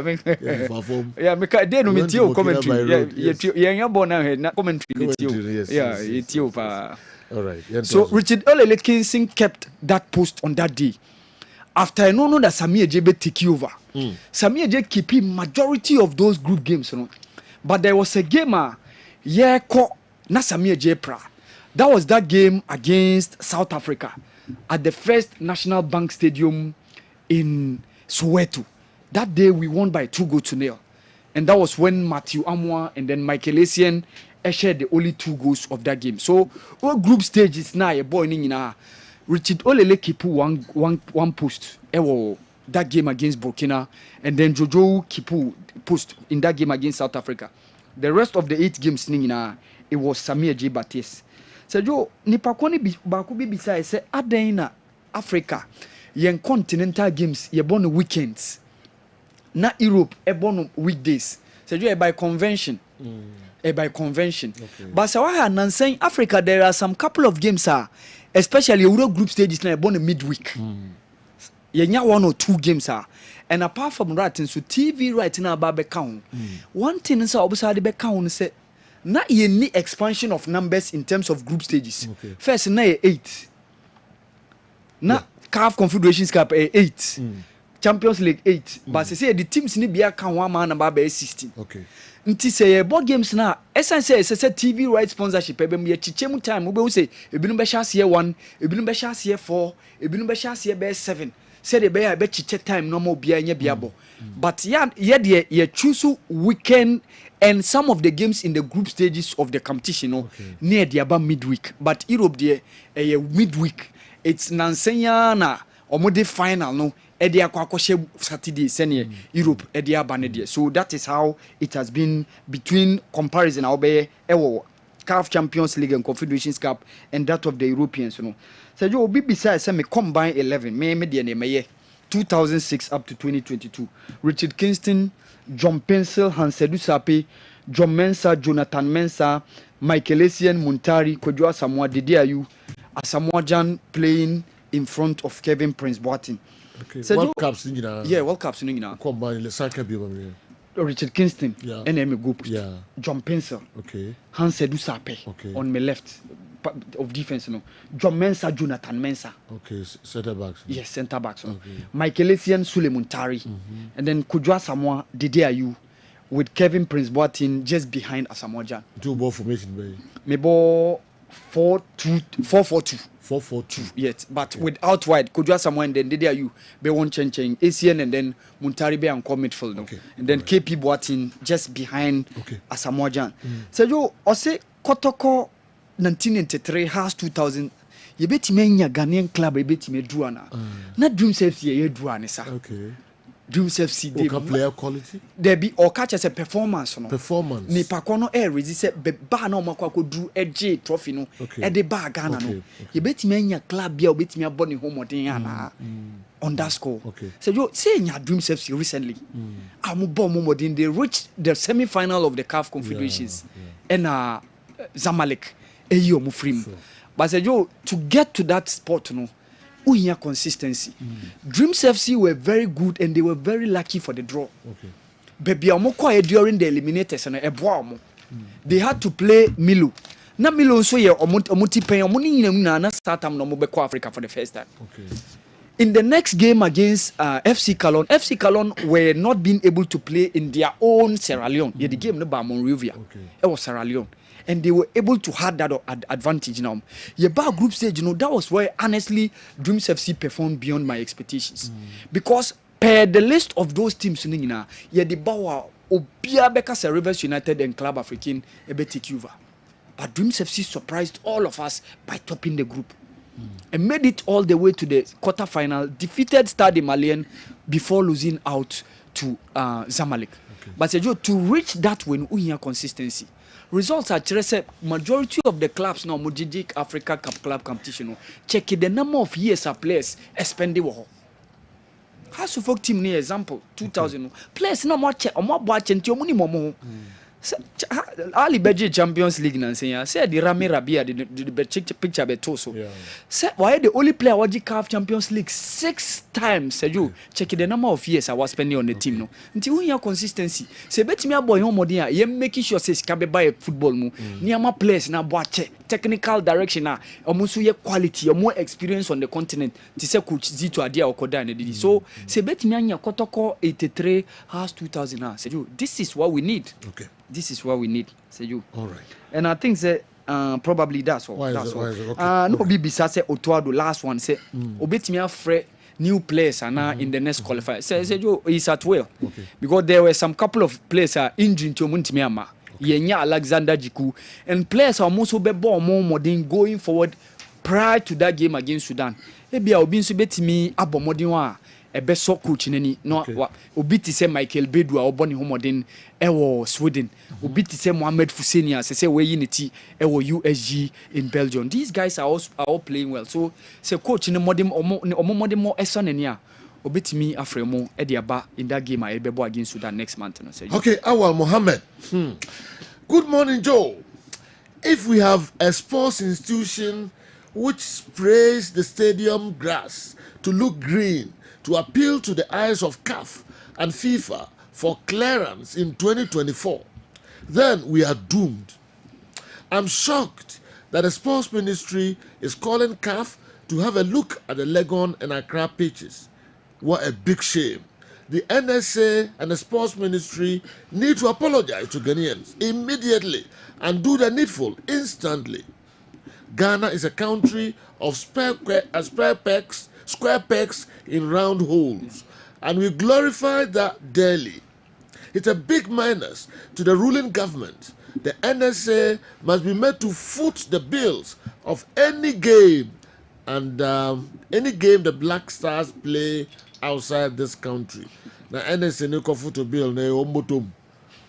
Come on, this guy almost as omunye stadium ni na sebepem ne. You rather have Makai kofu bi. Wey, ubu akra. Na NSA no photo bill na say government is got of the photo bill. Lavency Ejumawura una the way and so abraye. We hate the truth in Ghana. 4-time African champions. Lavency Ejumawura there the aba no.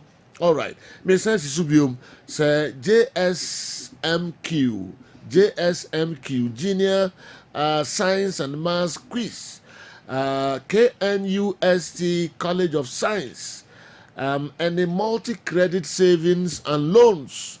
Akabum ɛne Kessben media aka bom akɔfa saa dwumadie yi aba ɔman mu junior science and maths quiz say ɔman mu baabia ɛna saa dwumadie ɛbɛkɔ so ɛde sɛ the national science and maths quiz senior high school foɔ no ɛyɛ no wei no ɛyɛ junior high school foɔ deɛ na ahyɛ aseɛ dadadadada ɛwɔ central ɛne western regions ɛnya sɛm ketewa koraa twɛn na ɛbɛduru baabi a wɔ region a wɔ no ɛbɛduru hɔ na ɔsɛ catch the JSMQ in your region as it develops towards the national finals in Kumasi. National finals no ɛba so ɛwɔ ɔsɛe kurom ha kan wɛ na prelims yi deɛ yɛtwa na afei yɛbɛkyerɛ ɛwɔ Kessben TV so ɛkɔ anim no yɛbɛpick competitions no live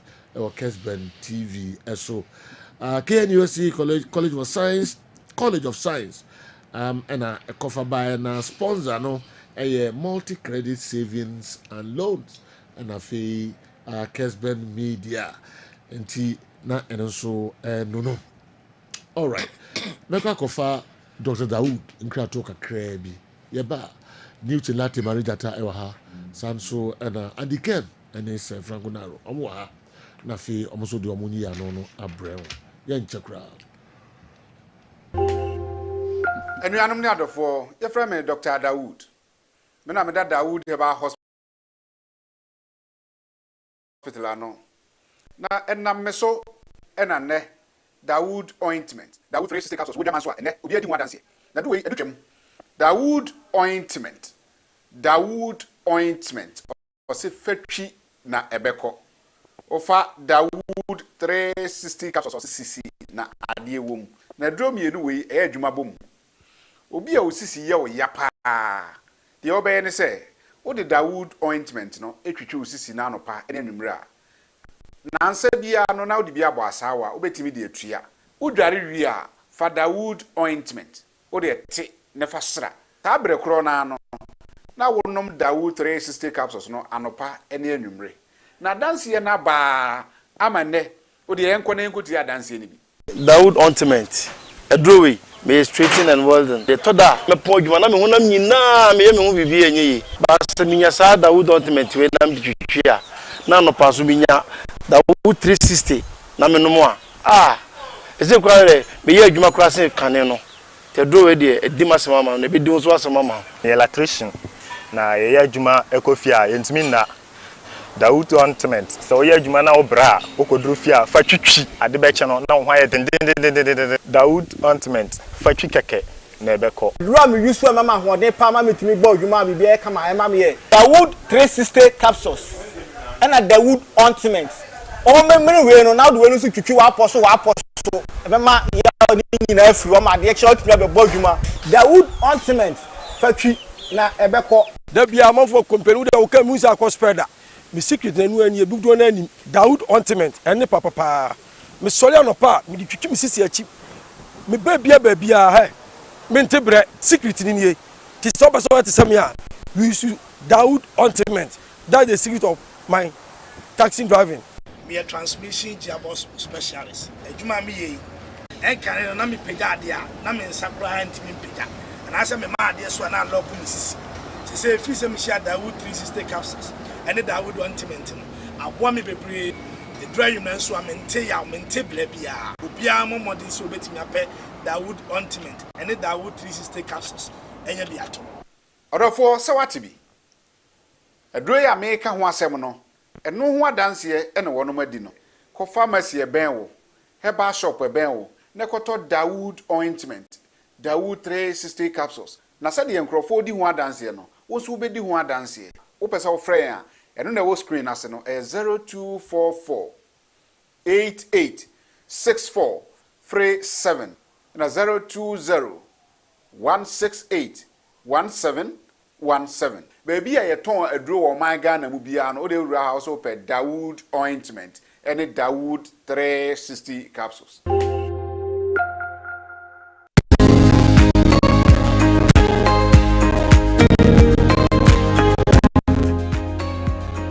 Okay.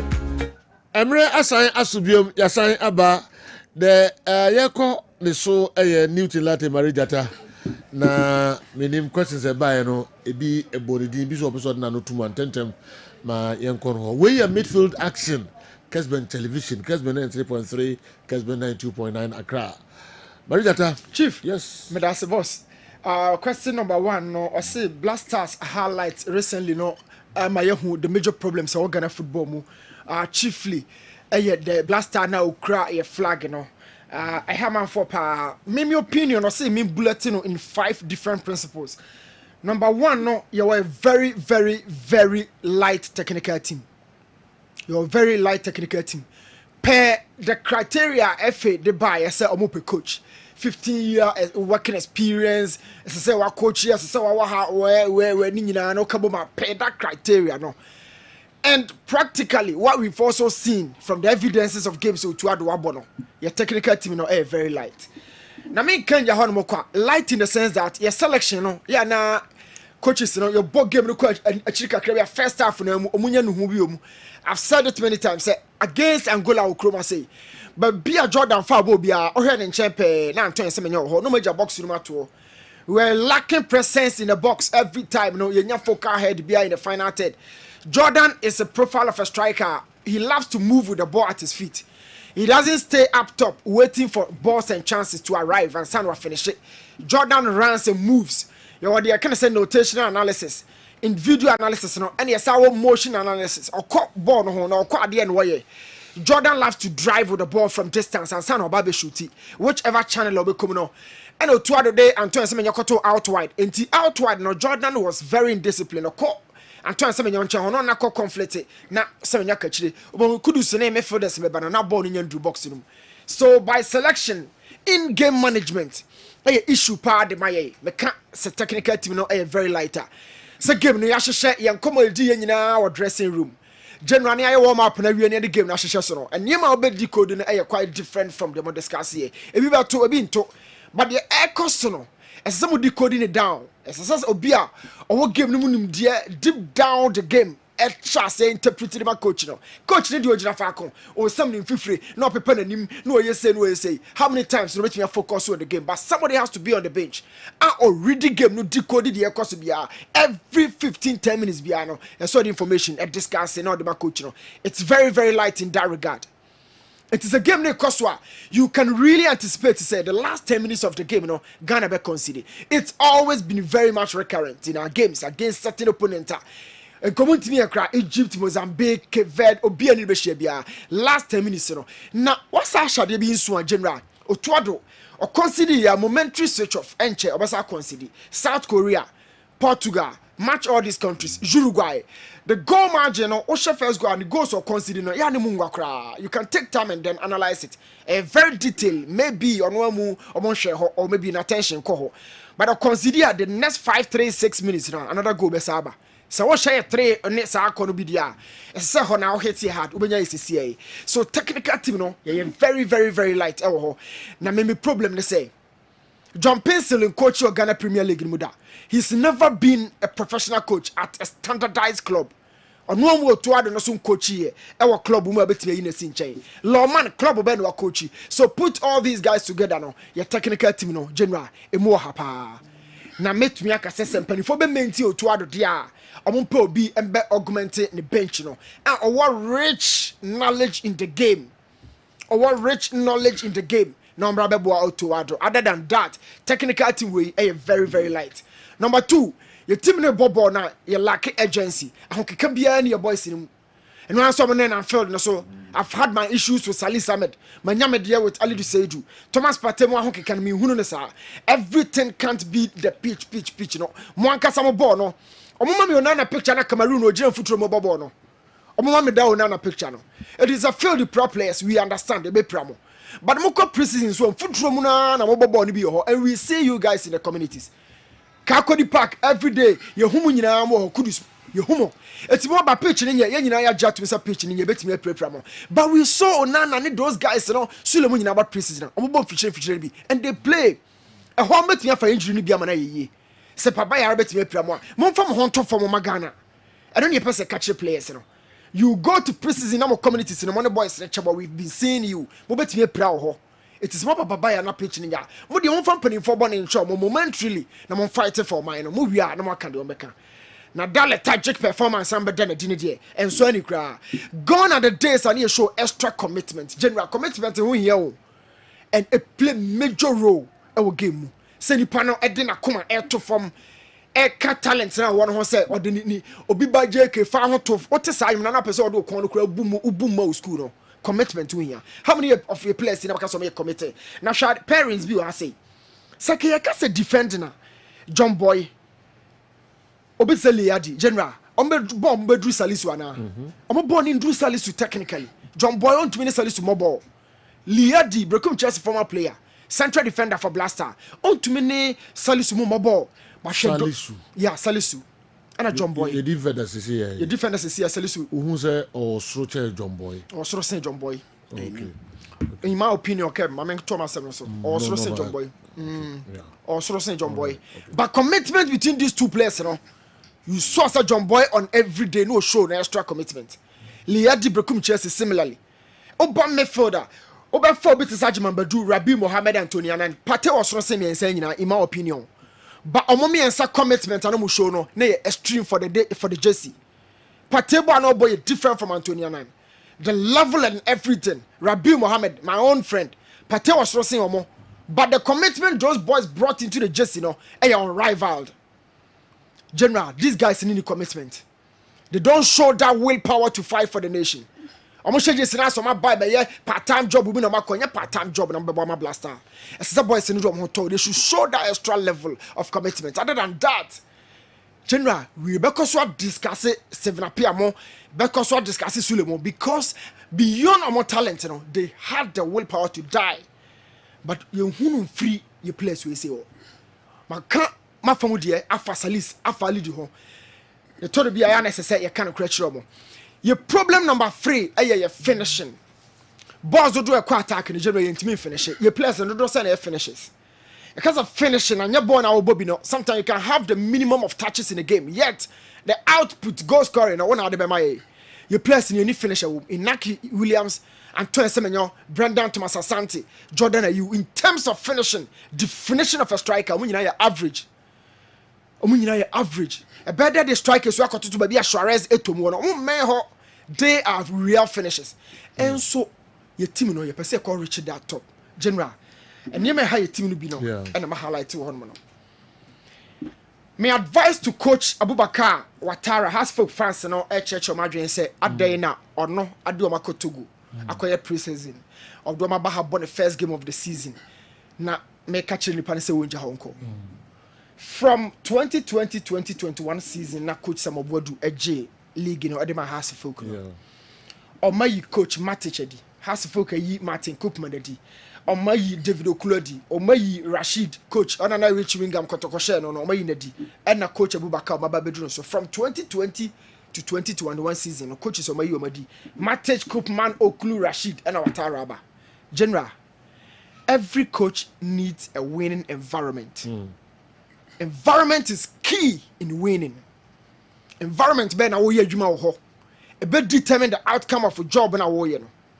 Now you compare environment me person witin mo eboa me kakra. Has folk board the first game of the season. Abotre na mo kase mama into coach Abubakar for no. Sa abotre me person witin mama after game no press conference course so the has folk fans our field na chi. Now I want to understand their grievances. What are they looking for? Has folk fans per results. Omunya results, omunya performance, omope. Or coach himself and a no. Do they really understand the strength of the team collectively? General DNA has folk omu grievances and me person define it. DNA mope. Omunim team no. Now look, you bet me Ghana League the BBA to me see in the last 3 seasons at the current Sima has folk. Ne drew the last game of the season no be try we ya. Now R2 na dey trouble. Na be chem na dey trouble no. BB Krono in ma has folk Beji League no. Scientifically, so we shape teams in the FA Cup, League, you know, in the last couple of seasons, more quality. Talk about some of the team of Africa, more enough quality. What talk what talk say that jet of Africa, our name in sort of quality, dreams or quality or the core Africa. Who do we almost see? Mediama a squad of the G League on the coach Adote last 13 games after say na Dividan Kamoja Jumano Abu Rabimono. Coach Adote went further Eco Africa. So in the last couple of seasons in general quality I show say another G League and yet tricks be a over baby and you wait as a club and you're not the G League in the amount even fighting for the top 4 no quality. Check that Dr. Ogum team of the G League when the midfield and then be Busa say combined 11. Dr. Ogum had quality players in abundance. It is always skills back home. You be now by any survival general. Yes, the defender back coach work from one son about not on it and a survival. Yeah, the Chromium they are not creating the winning environment. I would have wished so with the side video no for the first time in the history of the club probably. Necessary police for any security personnel. Every inside the Hoko catch coach Nana Yawan Kwase Opani club na wo ye adwuma ma omo no fans ni gina bonte ho atwen wo na enye safe emfa ma wo one Benjamin Asaro nti mo mra ne emfa mo nko ba bia mo be kwa ebeboa mo. How many clubs na see club na wo ye adwuma ma omo no na me ofa no na ma me ntu no fo se onja adwuma na nko. Where is the winning environment to succeed no e wo henfa ye twa wo chiro abo that environment no do me ho no samobodu de wo bo a hwie gu ye so that is a winning environment. They created the atmospheric zone for Boadu to survive. On share go Ukraine shegu no so. But Abubakar de general after match day 1 ye train abo de chiro na me se me ofano na me ntu no fo se wonja club no nko. There is no winning environment right now for Hasselhoff. Ebema coach na bre. So from 2021-2022 season, Boadu ko eri nyina no 2020-21 you've been sacking coaches each and every season. And our Tara de no podi e bin see that security channel. Say we are about to watch. Fans were waiting. I'm still maintaining my point. They say, Coach Abubakar, General, this is it. And the TV see, Coach and Pim, see a kind of my club on the fans and a channel. Oh, I want to this is not a winning environment. Niyete Cote d'Ivoire, who know about friend Kabibi Acheno, Nimabe friend Kabibi Acheno. This is Hasselhoff. You can't meet their demands. No more demands na me pese mi hu no. Is it the results, performance, whatever no more or coach no more penasem. They are not creating the environment for the coach. They did for Boadu. Subsequent coaches in have never enjoyed that environment. And you want the coach to stay on no more train yo enyamia. On no more train no. Second game they will still be back here. Now the who say some of these fans no more policy and penifo administratively. Nye ho more position ho. In order to demonstrate what they call for coaching so. Ye pepani mu bia kasema kire no anom de for coach no so. It's a Bubaka coach who be facing all these guys and your results on Quantia. They have their issues, but on our bear. Medium foot when they say, Bubayin tem and send them be a good in my wall. So, this is my opinion. Okay. Yes, sir. All right. I said, hey, new. 1142. Yeah, cool. You want to tell. Mediama Kotoko. Yes, in Swatra combine 11. Kofi Ban, Samates, better go push. Okay. But the honey tough. Daniel Faju and Swatra, one of more than power. Frederick Every Blaster and Ano and the national team, a big step. A second, so about Kofi Ban, excellent goalkeeper. But Kamara Dean. Our medium, our Baba rides back. Aqua, captain for Samates, or Ness Samba O'Neill, the Baba Central. Isaac Afo for Samates, Baba left back. In Fifino, Manuel Mante, Emmanuel Lentry, Baba 4-2-2-2. In Chani, Baba Musa, Manteni, Emmanuel Lentry, the bone Fifino. Medium, okay. Manuel Mante, medium, and Emmanuel Lentry, Kotoko, Midfield. Okay. Namakoba Bamusa, and a Kofi Babel, medium, and a Samatex. Okay. Mediama Samatics. Okay. Not top on I Abdurrahman in Swatre Albert Amwa Kotoko. On one movie grand count Davida. Okay. Chief. Exist a team sensei. Okay, Sansha save you. Now bot players no. Obo players na no Katima. Yes sir. Yeah. Kofi Ban Samatics. Okay. Goalkeeper. Yes sir. Okay. Kofi Ban goalkeeper. Okay. Samatics. Kamara Dean. Our mediama right back. Okay. Isaac Afo, Sematics, left back. Okay. Samba O'Neill, central defense, left. Kotoko. Okay. Isaac Aqua, Ebenezer Aqua, captain for Sematics, right central. Okay. Ebenezer Aqua, right central, captain for Sematics. In 52, no Manuel Mante on the air set just behind Emmanuel Entry of Mediama and a Kotoko.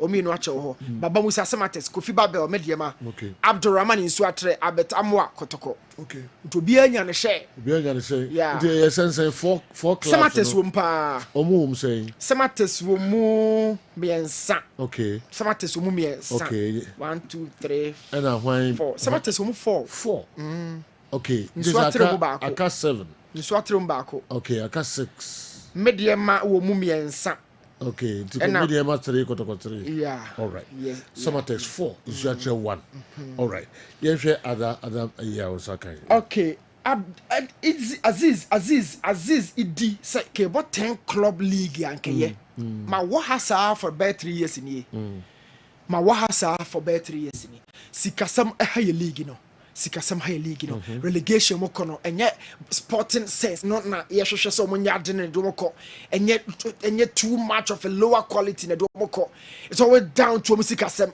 because Olympics be ko omo de kasa ni akeka obehwe players no mo way no mo asaba back bo premier ni bi RTU back at the kasa 6 months ni akeka on players no way yes adabo oko Champions League baba kushibo oko Champions League Alhassa Manku nyeli oko Champions League omu nyina free relegated clubs no na eba Saka the captain 8 goals for Bofwakwa oko relegation all right Jet or Sanema one of the best clubs in Africa Kotoko so sikasam no e major me wo ba bia Azizi di wono 10 clubs me shesha clubs na menya ho asem 10 clubs rich quality na yetimi enjoy league ni so me ho 20 best center forwards in the game in the last 2 decades 2004 to 2014 Thierry Henry Benzema David Villa Torres Drogba Eto'o CR7 make me define me striker in terms of finishing oh yeah striker na won she goals I mean fa won ma hakra me count on ka ho Cavani baby jet as I'm watching in the last 20 years Oshemu wa hase bi den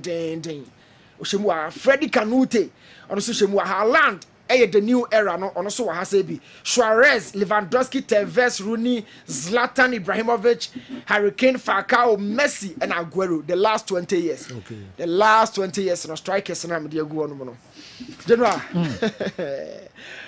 question we do so be afana no ntum boss ntima me fa no nye how do we see Ghana football juvenile stages in nyina be see blaster yeah ubeye ni sisi na yemfa no nto na yemfa nkwohye yeah na enyina we fa na we fa na we fa na yenka mom kira dwen wo ho yes na yenhwa others no yes and how the mesia no mamwe no ose African best no African best ne dey afidie no ha pa to say Ballon d'Or dey no African best dey no ha Salah onya shout out to ha na dwuma wa ye ne say goals na no hu trophies ni ye Osimhen Capo Canonieri e was Serie A last year this season no ye hu Osimhen transfers no ayi na free ladder no top work kakra de no conchain every top 5 European leagues no Osimhen dey ne hu pa no about Mo Kudus Kuku, no about Dimola Lukuman, no about Seru Gorasi. So goes in Kwani at the G Award on the day come the Bema Seru Gorasi.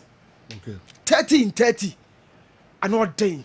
I know the move called Borussia Dortmund no. Or Bundesliga 30 for 30. General but born a ball goal scoring creativity in your manema can win inti. Adimola and a Kudus stand out. But Adimola the European competition. Or have a ball Afcon corner chilipa. Me the Adimola right now. Okay.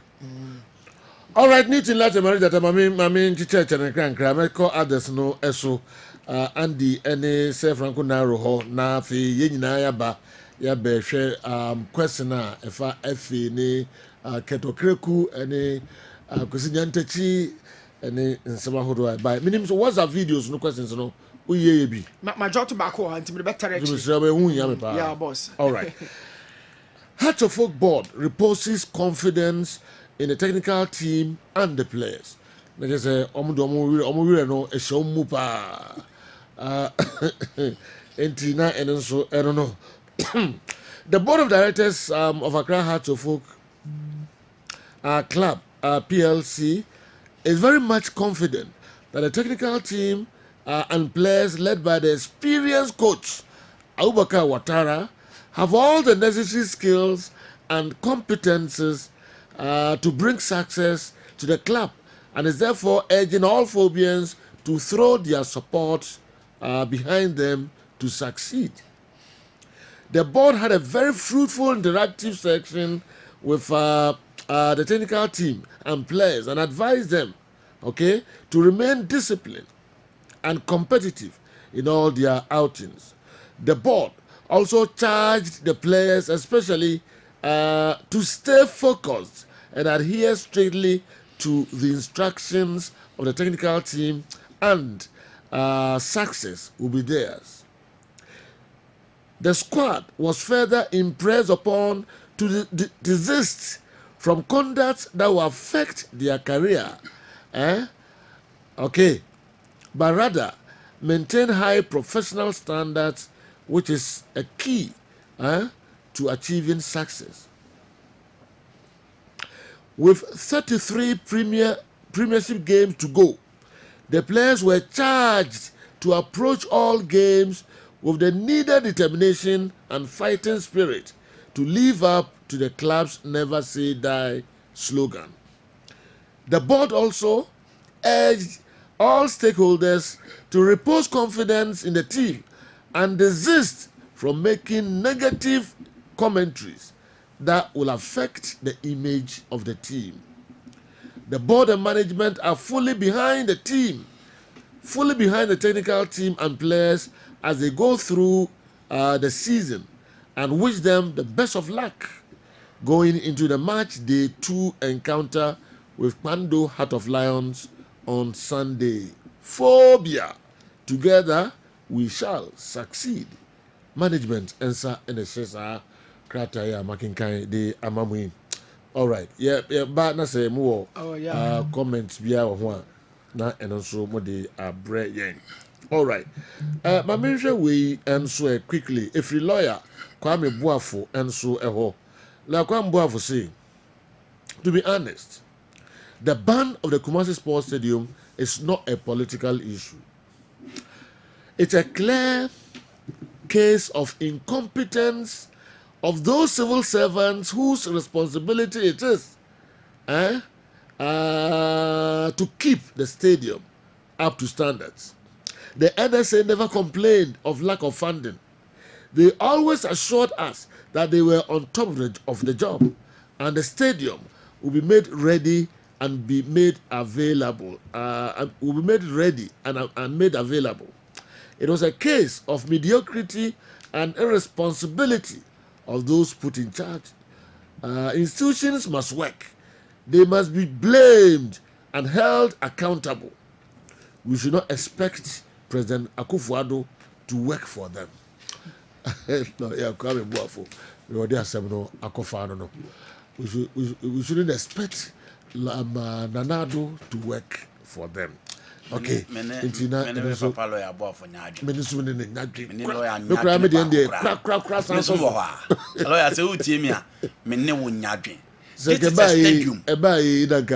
Babayara any ajiatum stadium ne why nipa obedi credit first year man and yes CAF Champions League final Emra Babayara Sports Stadium and ka fans on ebeji ne kan again.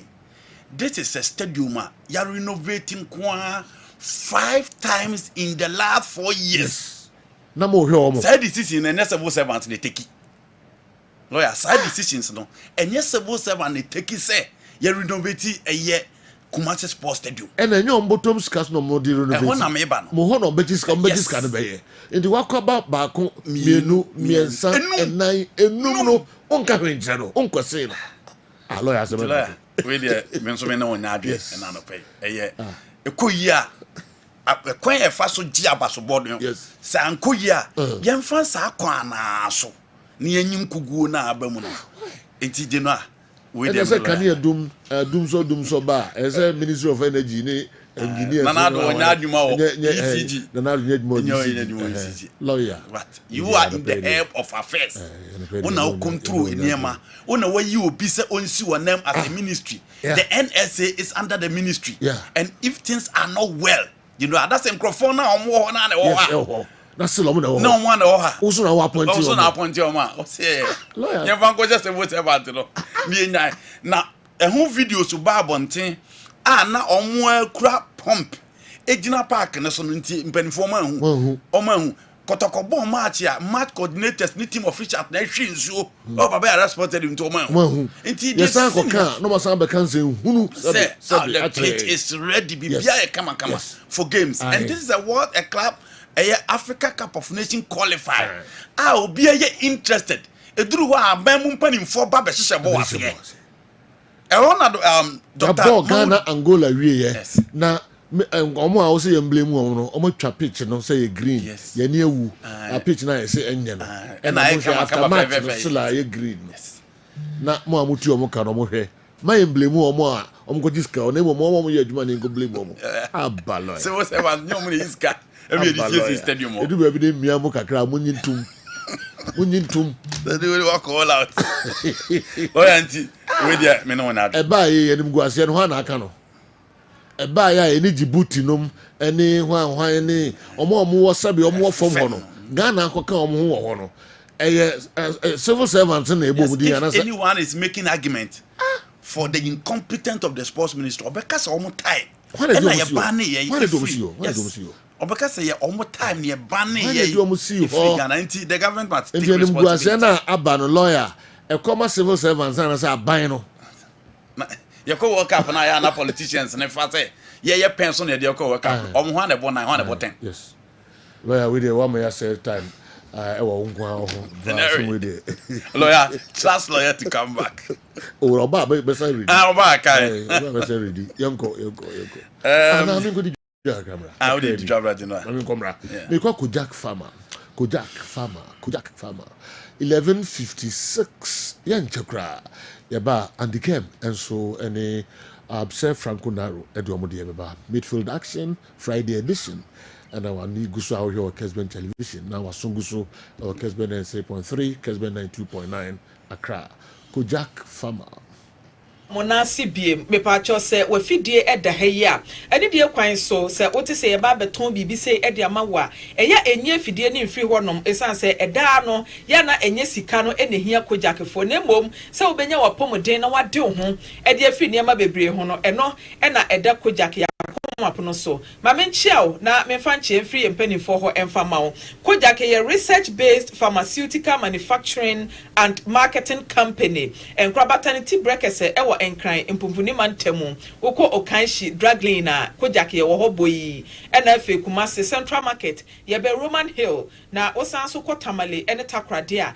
enkrabatani bi wo ho na no ne nkyerese Kojak ye niema no woko ba bi a wunya bi o my Ghana 16 regions ni nyina no yato ye niema ni bi ede apete ho no mo a wo ma no kra sebo mo so aso niema eton no Kojak toothpaste ahodo no wo mo etonton bi etibi pa cho ye bedi nkomo a ya na wayi wasum etie enkomo no na de ebeboa wo no wafa ewom na nso ode abo ho bra Kojak ye niema papa ye de bedwa so no de di kan eye Kojak Pro Code me pa cho Kojak Pro Code no eye tipa yedro de me ka se de di kan a eno ne nkyere se Kojak ye na ye di kan de tipa yedro eba omayi mu na mbom kane no wo manfo bi ede tipa yedro aba amwa omanfo eti ya research based pharmaceutical company ntino wo manfo bebo ye punum ene ye gi wo mo fel so ene ye di Kojak Pro Code eba ye na se Kojak Pro Code no wokọ na se wokọ akoto na ye ka kire o se Pro Code ni ho na so aduro foforo ewo ho a oboa to eno a je original ya efi Kojak nchen PROCOLD me pa cho yes spell no ena Kojak nso so ewo so KOJACH etu kwa no ahye ne nso e de amame uti ena ye we ya wohwini mu so ne nsuo wohwini mu asisi wanya fever Kojak Pro Code eno na eboa wo na pani waje Pro Code no na oje abofra Pro Code nso e de amankra no ye wo Pro Code suspension ewo ho ya eno so eye mofra ne dia akra ho ye hyehye na se wo se wafiafia akra onkasa akra ni bo ho no ma wetimi mie na no nka nkyere se ma me ananse papa me ha ene ye me ya enti se wonya emofra Pro Code ni bi e de manual ebeboa ne pa ama no nso ade ne ho e de afi yade mu ye wie ne de yenum de e baaye Kojak ye wo Kojak charcoal toothpaste e wo ho no mo a people try activated charcoal ene de aye wo hu se etoda na se o fridge no scent bi kura bam na ubie fridge no na de bidie keto bi kura tomu a eya na e absorb sa scent no sia ada kokɔ nyankopɔn bɔyɛ no ɔse yɛ sen yɛma ne nyɛ fitaa anasɛ sen no wɔbɔ ne sɛ yɛ fitaa nanso ebi a nneɛma bi a yɛyɛ ne nnuane bi a yɛdie nti no akɔfa saa wɔ haw yi de aba kogya charcoal toothpaste no ɛna ɛbɛyi wo se ase nkonko ne ne nyinaa de afiri hɔnom de ama wo yɛwie yɛ no ɛna ɛsi kogya pii wo se no hɔ a wodidi a na wo se asɔ kill wadwe yɛ ɔsɛ bi a wo se no yɛ electricity mepa atwa kogya pii ɛna ɛboa wo sɛ wo se ensuo ka wo brɛ wo bie wanum na ahome mframa krampo ana asen yɛ wo ya mepa atwa wo se echi nam na honho no anasa osim abobɔ botokura wonya kogya pii toothpaste no na wo de sensitive toothbrush no ɛka ho a ɛno so bɛboa papaapa wo de twitwi wo se a mepa atwa ye paste ni nyinaa no awuduro bi anim eti eni susuanso bɔ ne ɛwɔ nipadua ne so eti wo de atwitwi wo se awie no po ahuro ne gu upugu amane nka wonum bɛsɛ 15 minutes na wakɔ akɔfa kogya pii mouthwash no na odi aka ho wonya kogya pii mouthwash no ɛka ho ɛde gyina wo se ase bɛsɛ 3 minutes na putugu a ɛbɛma better result nti wo tɔ ne paste no na wo tɔ ne mouthwash so ɛde aka ho wawie no wo de choose bɛsɛ 3 weeks ɛde kɔ 1 month a wo wie no akɔ akɔgye kogya F because P no fluoride nim nti betime nya nsunsuanso bɔne ama wo se no kura abubu etunya kojak F no a na no no de atwitwi wo se afebɔ kojak F no so mild sensitive teeth obo won ma ne se no emfemfem ne da bia ewo mu a bɛsɛ nansa bi na ne se afem ne kakra aduane a odi acid kakra wo mu kura mpo no na ne se efemfem no ntimi ni anka ntimi ni abrɔbɛ anka twade ne niema nyina no ntimi fa nka wo se no mepa acho kojak F ɛna ɛno so ɛbɛboa wo etunya kojak F no na ɛno so di twitwi wo se a 15 minutes na wakɔ akɔfa ne mouthwash no na wo de ɛno so agina wo se ase bɛ 3 minutes na ɛno so wapo agu ɛbɛboa papaapa ama wo se no atimi acorrect na uwie a na wagye kojak regular fluoride toothpaste sa regular fluoride toothpaste no amanfo di ho adanse a enya sem ketoa mepa cha oteke tua bi ede to brush so a eye wonders epu ahuro pa na pu ahuro nti no woto a wo moka mesi tisika fato ade papa efa ye wo ho kogya regular fluoride toothpaste no ebre bi a encheye na ye wo paste ahodo e wo honom nanso still na kaka nipa se proye ha adwen se proye amani din de ye se halitosis mepa cha woto brush paste we bi na anya ne brush ka ho na ade twitwi wo se a ebeyi sa num kan nyina ede afiri wonom na wo se no aye fefefe wo se ne begina ne nan so brane kama pa na no ye wo ne toothbrush e wo ho ya wo de ka ho paste a na so de twitwi wo se a eno so ebo a wo sa kwan ne so mepa cha ye de mofra de nso aba o akra eni kwa so oni pani eyisu paste ebom obia wone de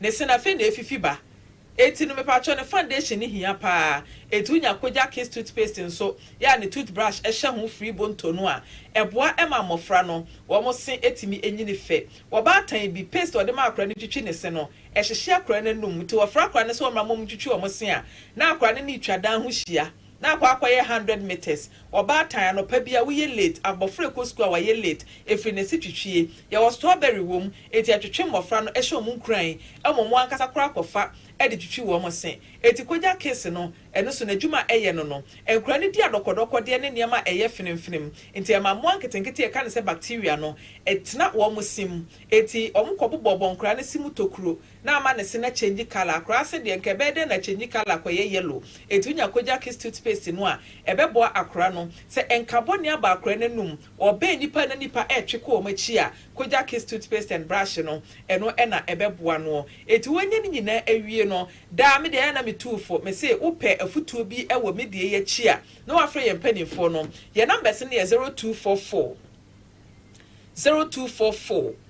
55 95 97 0244 55 95 97 and 0248 73 26 24 0248 73 26 24 kogya ke niam a ye de aba edwaso no wokɔ abɔnten a na wakɔ akɔpɛ bi atɔ na watimi ade wo ho mepacho oral care no ye wo kogya charcoal toothpaste ya eyi o se so nkonkonene ene colors e wo o se ne so ye wo ne brush e ka ho ene esa wo kogya regular fluoride toothpaste a eno no ebeba o se ne ho ban fluoride na ewo mu nti no ma ase ne ho ye den kaka se proye ene enum kankan entimi emma oso ena afi kojak P toothpaste ene ne mafo hye no e correct severe sensitive teeth na asanso prevent bleeding gum ya no ahye ne nso e de ama me ena kojak F no eno so eboa ma wo mild sensitive teeth no eno so etimi correct no ena kojak kids amofra de no eno so ewo adwuma so nko eye ewo emofra no enum enkra wo kan shi drug lane Kumase Central Market ye be Roman Hill. O my Ghana fa na nyina ba bia ye ton aduro anase ye ton toothpaste and brushes no. Wo kwa won sa be kabi. Na ye brushes no Bristols anase ano no enye din bebre e na enye mre bebre. E ye ho ne ho. Esa se wo hia brush ano odin e be pepa enamel no. E na wo hia de ano mre entimi enyi niema enti e ye ho ne ho a e boa bebre enti pepa cho kokwaji bia na aboa wo sa kwan ne so. Kojak ye say wo sori anopa twitwi wo sen enyumra okoda twitwi wo sen udidi wi fa so safru wanum na enema bia cam particles food particles enketenkete na betimi pile up adike ama wanum ayi nkabone no ni nyina atimi afri honom nyankopon ya adom a dasene ye besa hia ewo Kojak enkomobone so meda ase.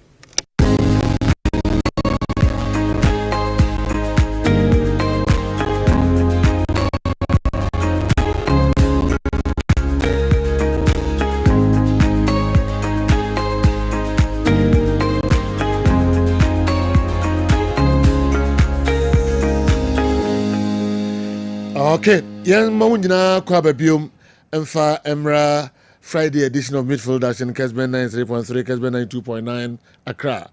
Emra so se me call Andy Kem ho na me hwede ono so aboabo no e de abrayen me free wa na fi se Franco Naro enso de India kakra enso abrayen. All right, me who love and see so Edmura SSA say Champion Joe, the NSA have been saying that they generate revenue by giving out a stadia for outdoor events. Now they must use those funds to foot the bills of all the Black Stars home games which will be played outside Ghana. If that won't suffice, we must use their salaries to augment that as a source of punishment for causing this embarrassment to Ghana. What a back shame. All right, love and see a Jumawura no one kasa. Andy. Obia channel. Baby a problem no one. Love and see. Yeah. Mun kan chire baby a problem no one. Those people that you are talking about are still working under the instructions of the ministry. E ho no omo ye omo hye. And you know omo am first ka omo a omo ntimi nya park ni ye. Until we cannot blame the civil servant and leave the leadership alone. Almost no, yam blame almost said they are the reason why Baba Yara supported the Menkoyi. My uncle blame almost I at fast, you know, the war. You ain't no because I'm going to take a decision. And that's Baba Yara Casa young to moi. Civil servants no one, you know, Muntiminahe. Until we cannot blame those are war grounds, no, and leave the people at the top that take decision for Ghana alone. And the problem and there am I abandoned. Now, you know. Obi say Benzema, Ellen Holland, and then Kylian Mbappe goals are on match. Obi happy so. You know, Holland has shared 284 goals, both for the country and then the club football. Mbappe 338, both for club football and international football as well. And Karim Benzema has shared 489 games. Goals and a Karim Benzema Ashe. But Benzema bought for 948 games and a Karim Mustafa Benzema abo. What they compare these young players are more back a top here. And statistically, that is how Karim Benzema and the three players negotiate. Uruguay stars, no, you know. And quite all the message team now the kitu abi na account. Uruguay on match World Cup me Omoje first World Cup was Uruguay in 1930, the first time I bought World Cup. It was Stadio Centenary in Montevideo. A whole Omoje World Cup. No. You know, almost Beji, the next World Cup in 1950. It was Stadio Maracana in Brazil. I brought Michelle Brazil by 2-1. Into World Cup in Normandy. But so sure Omoje Sina 4 stars in a womb. Na stars and the mummy pempi nka stars na ya ehu no. Stars a oji World Cup na unya no. Eno na ya na countries no to omo crest no esoro. Ba Uruguay no ma di 2. Energy no a 2 and the saka homa na ye 4. Omo say before the World Cup Julius Reme mo eba World Cup eba ye no. Na omo ye FIFA championship bia na so omo ye championship bia those days eno nene ababe Olympic Games no. It was recognized by FIFA. And in 1924, ewo Paris omo na je. In 1928, ewo Amsterdam omo na je. Into omo de omo so who say a FIFA recognized competition. Into omo de aka ho ama omo crest na ba be 4. Into they considered it say FIFA competition on so na ye global one. Into omo de aka World Cup no. Into omo crest no 4 stars and that omo crest no eso. Obi say Lami Yamal oswa na utie ne kasa obekase o kase nyansem na obusa se eya ye kire wo mkwa mo mfaso nkasa na se do elsewhere say ye tito from academy na se o basra enye bone nko na ye kire wo kwan abefaso wa communicate especially so mu se obeye star omo build your confidence. The orientation that you go through, how much your communication skills. Enti kwan abefa so ayi nsema no. Enti hwe Jude Bellingham, o kasa abekasa panin. Real Madrid boboko ye o mpanimfo wom, but Jude no mini so on kasa. Enti ye kire obi a na obi o ha adi no a ono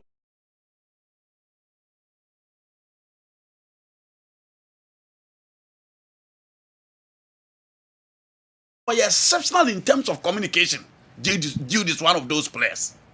And Lamine Yamal, honestly, one player, going through the ranks, on the way to communicate outside, the way to communicate to the press, and any person watching. And you think we question Eddie Grano, say you no yano easily. Eddie Yamal centre for any obi or mobendi bia. Inti ye chire or more femo, and then I nemba academic structure in Pempino. Yani nipa bebre ni je ho se omo betimi ayi because you learned a lot along the way, and it is the reason why Abranti Otime kasa kama obie any ejena. If Obi combine 11 of NYA winning team and Carrot IMC team, Emra quickly. Now to us goalkeeper no Osi Razak Balora, right back Patrick Asma, left back Imoro Ibrahim, center back Ismail Ganiyu and Samba O'Neil. Afi Komfifi or Richard Boadu Agadas, Mudasiru Salifu and Richmond Lamptey and Fabio Gama, Peter Hamidou Aqua, Mfege George and Frank Mbella Obidie and so no. People are just seeing the NSA as the easiest target for our wars without looking at a bigger picture, government and the ministry. Osesibe Koftown. Andy. Okay. I think I'm now with the foreign to let me look at this. If you know, okay, last one on the foreign here. Obi say ye hwe nipa miensa omo pe Ballon d'Or na ye nyim tum se Ballon d'Or na ba fam in terms of personalities, in terms of quality. Me jitum pa se ohwe over the years players aya na you omo se omo meje Ballon d'Or ba fam na ohwe Rodri, ohwe Jude, ohwe Vini, omo miensa na compare to the previous years na Obekas in terms of personality, in terms of quality, and at some way, it is the reason why the BA who is the greatest, the old regime, because the quality of personality, the quality of individual, the quality of players available now, any can in as much as there's no player in the game now who is better than Vini. There's no player in the game now that played better last season than Vini. One available a person there or the normal. But it's offer Mbappe mo, offer Rodri mo, offer Jude mo, offer Vini mo, offer Rodrigo mo, level no as compared to the previous years no nyame ni credit me. Ofem into football ankasa don technically yentimi enjoy ne said no. But elsewhere, keep standard in terms of BBR apart from personalities and no. And na ama game will be any cost of general inipa koso ebufa so e wa abroche because Real Madrid might not have Karim Benzema, Gareth Bale, and then Cristiano Ronaldo. But almost create way of this BBC, the old BBC, and almost find a way to create Rodrigo, Vini, and then Kylian Mbappe. And when you are watching them clearly, who say you are watching quality. Into above them, but these are the materials available. Into na make a blaster at the end say you can say the NF one kokanena. Because there were local players who performed better, but because na materials and were not doors and a chance to be part of the national team. Jonah, now enough of that. Na member a local. Obi say, Coach Otoado on team free players a fufro and chay or more mobile yana. Obi timi afre, but I did back kwa yensu so Ghana phone na obi ntime. Sejo, de pia me meka ho bi, me nyame ho mfrim. Yeti meka ye ni wo mfrim. Start from Papa Raman. Let me start from goalkeeping. No be antini. Ye call Afcon ya. Na ye goalkeeper friend Richard foreign and them. Initially it was Atizigi at the World Cup. Ye nyina ye ka so onya de. E fa ma na ya be pass. Nti ye nyini mfrim. You try players upon players. Na coach Chris Hughton best settle on Richard Ofori. After a last game, yen na esa ka say Richard Ofori na de. Nti yem pam no e ma ye pam no e de Atizigi bae. Atizigi bae ni problem no en solve we. Eno ye number 1. Yen na ye ka say Baba Rama anya de wasa. Yem pam no from blaster me ka ho bi. Me say 8 years na odi ye no. Yeba no internet no bi nso me di 8 years ni bi. Ni enhwese a problem ne be solve wa Gideon Mensah shall say about Blaster and the coach Kosi Apia 5 years in the Blasters ye leg back position and solve we nti no so ye number 2 ye ka sha dan la mata ye mre nti ye nyini free ho na ye mfo obi foforo mra ye yamata free ho de Salisu Subai again Salisu Subai ye central defensive problem no ontimi solve we come to Midfield. Yeah, sorry, say, ye mash meru medina mfimfini on a patemo nyade. Clearly, the level of commitment that Thomas Patemu show in the national team never fem. Inti ye ne crusade say, with Ashimeru, we are good to go. Ashimeru ababeshi mfimfini ho general performance decided here.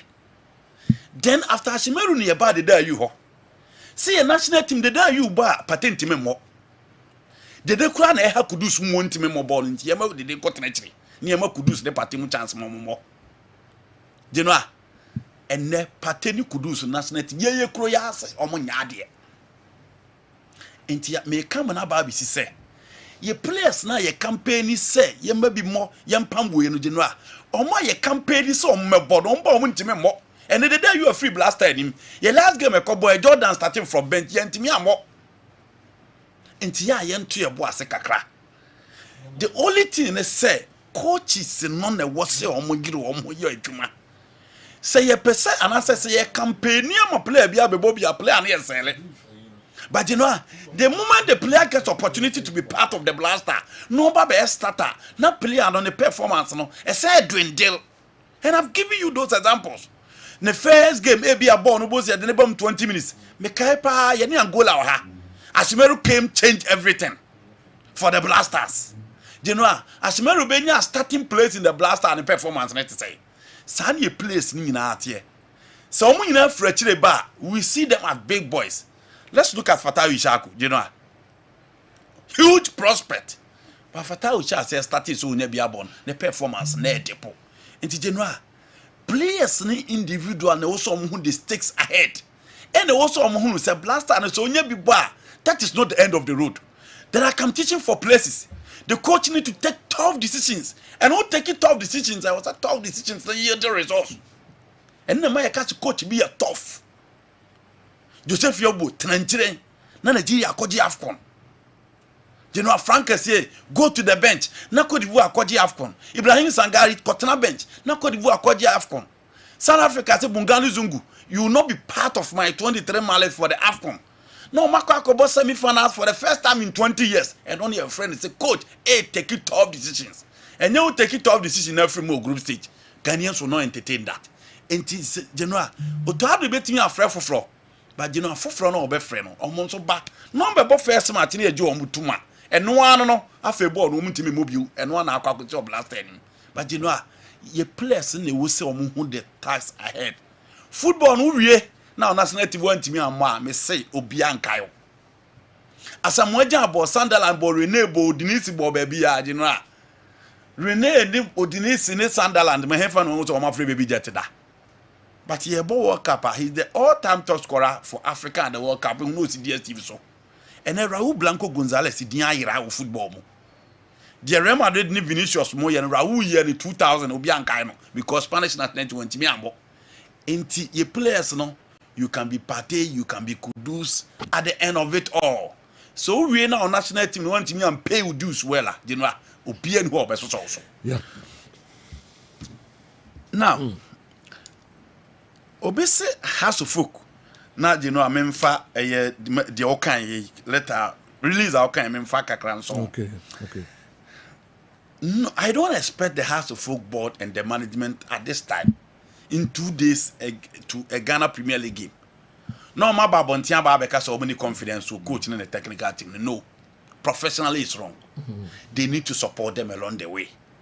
Also, because Omani taking a decision to keep Coach Ouattara. Any place no one. Okay. A whole decision no one take is Omo Pam. General, Omo Kwakobo a crucial game against Heart of Lions. They will need the support of the board. They will need the support of the management. They will need the support of the fans. It is a board no edib let to say aba. No so mota Coach Ouattara na mrantie na chia. I'm in support of that. Okay. But on the other side, the players and the technical team should know. Say they know football there. Adi ebetimi ama coach atena e results nko a. E results nko a. Board members and management na omo so mota coach ni players echi no. Omo so omo no manya interaction no. Se okona anko yi a interaction it doesn't win games. A results energy no omo bejina so. And it's a good sign of support to the whole setup. But you know, the players need to play about themselves. And some no 3 points against that of Lions. Now dear ba come stating or let the man and ayira or how to food. Until the bones are rotten, general and how to food a free. A free sad slogan na kaneno na wo omo team ni ma na mama mfo suro na omo chire na di wo park so na wo fans nim na wo bia o ya part of folk mu general ne until the bones are rotting a free bones na rotting kra mo makoto agu. Oh, I do not rotting and team interest. I'm talking about performance. And the Sanya man players no mobile has no Sanya man they are not aware. Never say that and they say oh. Slogan. Never say die no. Anything omo GDA team no emu. Omo GDA coach Ouattara mu na omo GDA say enche never befa. And only never say that spirit no. And then we enko bebia. You know I want to say. Okay, me tell was it. Oh, ka slogan no. Yeah. Slogan is anyira. Who see nyina as e park dey so no omo born no never say that bi wom. E why? Omo ni bechem na kom koye never say that no. And a relegation 2 na no omo kon. And never say that. And omo ne Basake Holy Stars. Has team never say that etna feel to Basake Holy Stars. There be. And I'm saying that Sadie no team no a part of the team. But on the field of play in terms of display you don't see it. Okay. And only idea also players the technical team no on the field of play. For the fans they know almost a bit there be. But I don't even think this week in Abasa. You know this week Abasa. Confidence level the crowd confirm. It never say that I know the slogan in right. But players no Mudina Park and so no general who never say that be that is the point I'm talking about. Okay. And you expect the players to show up because you know has to folk a big club. They shouldn't be say almost the BIS show almost a derby. Also players need to show up. They must take responsibilities. Any training kwa sa ko so me so ayi omoka. Nti ade ntina de mo de the BIS show sa am ko bo match bia na show. They must show up. Sergio. I wish to find out when we go for the World Cup, the money that comes in, is it paid to the Ministry of Sports? If yes, what percentage? And what percentage is kept by the GFA? The commitment of our players to the national team is partly the reason why we are not achieving anything. Nana Kwame Adumako Kwale, lawyer, Accra, and the way Abre. And no, I make catch there. I was, you know, a dear Bakwa, a one national team, and African football. It's just like South American football. Me fat lawyer Adumako last message, you know, or say. Commitment is the reason why we've gone over 40 plus years without AFCON. And you know, I agree. Africa born so impossible de Europe na ba na wan yere ho park ne so antra born na unim bona you know untime ho. Ye hwe AFCON ye nyina ehu ye. Stars no mo ba ya o mo show up no. Who said they were committed. Shadimola Lukman. Victor Osimhen were not scoring goals, but they know actually attitude on the field of play. And until the BIA come Mubarak Wakasu asem. His level of commitment. Sheku Divoire for no. Abra omutime attaining the skills no. Look at their commitment level on the field of play. She Senegal for level of commitment. And na keep Cameroon in the game. And na keep the indomitable Lions in the game of AFCON. Almost Ghana and Nigeria. Because you know they might not have the skill set of Ghanaians and Nigerians, but the commitment and the determination level of the indomitable Lions ain't in doubt. Eti your party, your kudus, you know, your players, but commitment level need to say, Mirika cry players in to be Mirika and Kasa say, you know, cool to be. Enti we can have the best, but say me and not committed players on the field of player, you know, forget it. Because if we had a golden generation, I'll mention me and Famaya. Andy should come again on Ashimeru's issue. I'm not clear unless he tells me he couldn't watch a game against Angola and Niger. Ashimeru played as a defensive midfielder, but we all know he is an offensive midfielder. He performed well and was taken out of the game before Niger scored their equalizer. Spain Boga anyway, and so Abreye. I didn't hear what I. Oh, Ninipan. Oh, so I no, I'm not saying he's saying that because Ninipan. No. That is his observation. Okay. I mean, this count on baby or no free. Well. Oh, okay, Matthias. You know, if never say die is dead, what about Ukuma Pimba? Justice of Francis Kokobe and the way and so comparison as usual. Yes. You know, Ashimeru that I knew from Wafa, Michelle and Baba Sports Stadium, the game of boy in the AFCON, you know, mean to me pass Ashimeru 9 to the mono against Nigeria, and Nigeria born I born, and you play a big ball be there. You know, in Nigeria born I born. Swimboga, Nigeria born I born there, I'm sorry, you play a Biamobia. You know, into no one. Yeah, okay. I was Ukuma Pimba. So you Ukuma Pimba on the field of play. I don't see that. No. Now do you know is it Ukuma Pimba? Fans. No. Look, I did not for fans. Does your form say? Fair, best answer. Yes. Okay. What was them paid? You know. Oh, so I'm paid. No, because standard is Africa, and you know. Okay. Maybe we can give these people time because they are putting measures in place to be back. Meaning, so what did the American say? They are on their way to be back. But same story cannot be said for Hasselhoff. Okay. All right. Now, you know, Stephen Appiah said no. People say Stephen Appiah said no, they can't repeat about the stadium no. And then more young penny for no free Ghana now me China no. You know, young penny for no free here. But a dear ye friend patriotism, the vigorous support. I also the more man as leaders no na omunye. Omun free baby a bro na ye penny for no ntina. A dear a one man na osi ehwe ye. No, omun hwe ye da. Because stadium no ekwan a yafa so aye no no. Senka ye minister bi agapade. Anasa ya abam penny bi ni bi agapade a. You know, all my renovating 5 times in 5 years of that. Yes. Into your penny. No abejiska. Now, Okofa Macy, you can also down about 5 times in 1 year. I'll be funny about. Into your Ghana for now, bro.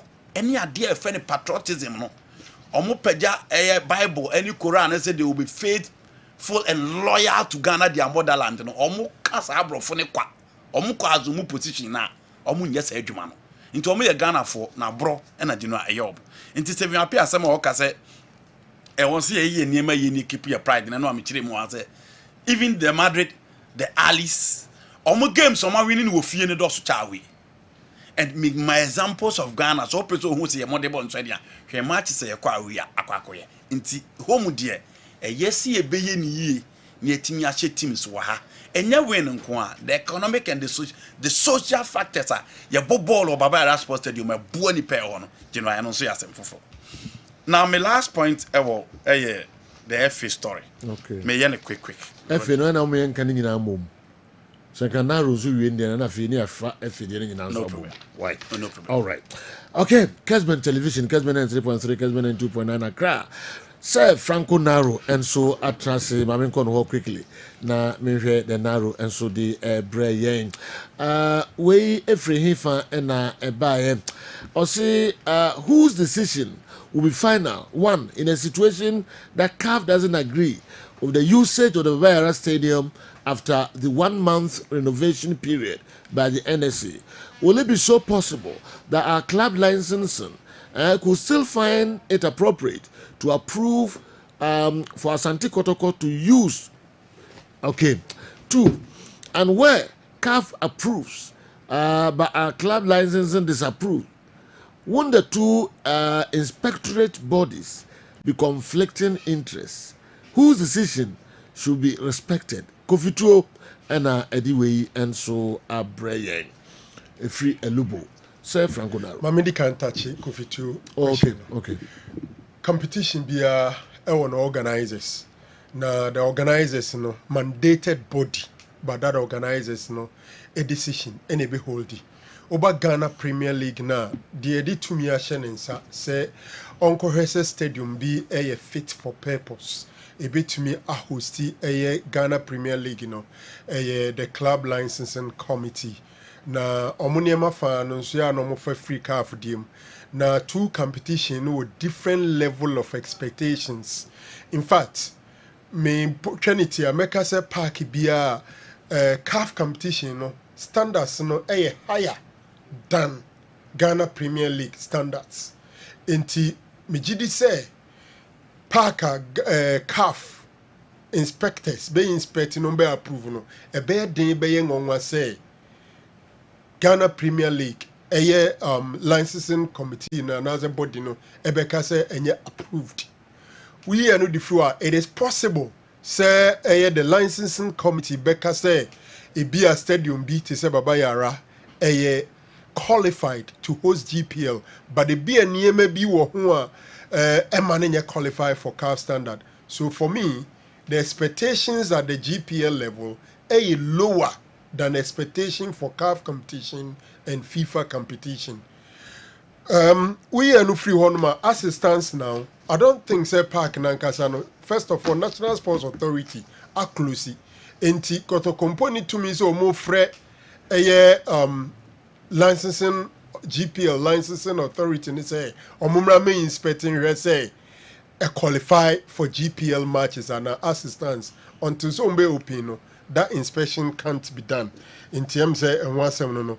Then say CAF the end already in the CAF now catch say yenye arrangement to look for a different park and our stadium for the next CAF competition. What it means is that it's too late for us to be able to finish and invite them for inspection, set Omumrame approval for a next game on the 11th of October. Is the reason Ghana is looking at other facilities within the country. Say be and when may be invited CAF Amoma Babeshe. Generally and free honoma pages mama made the picture no.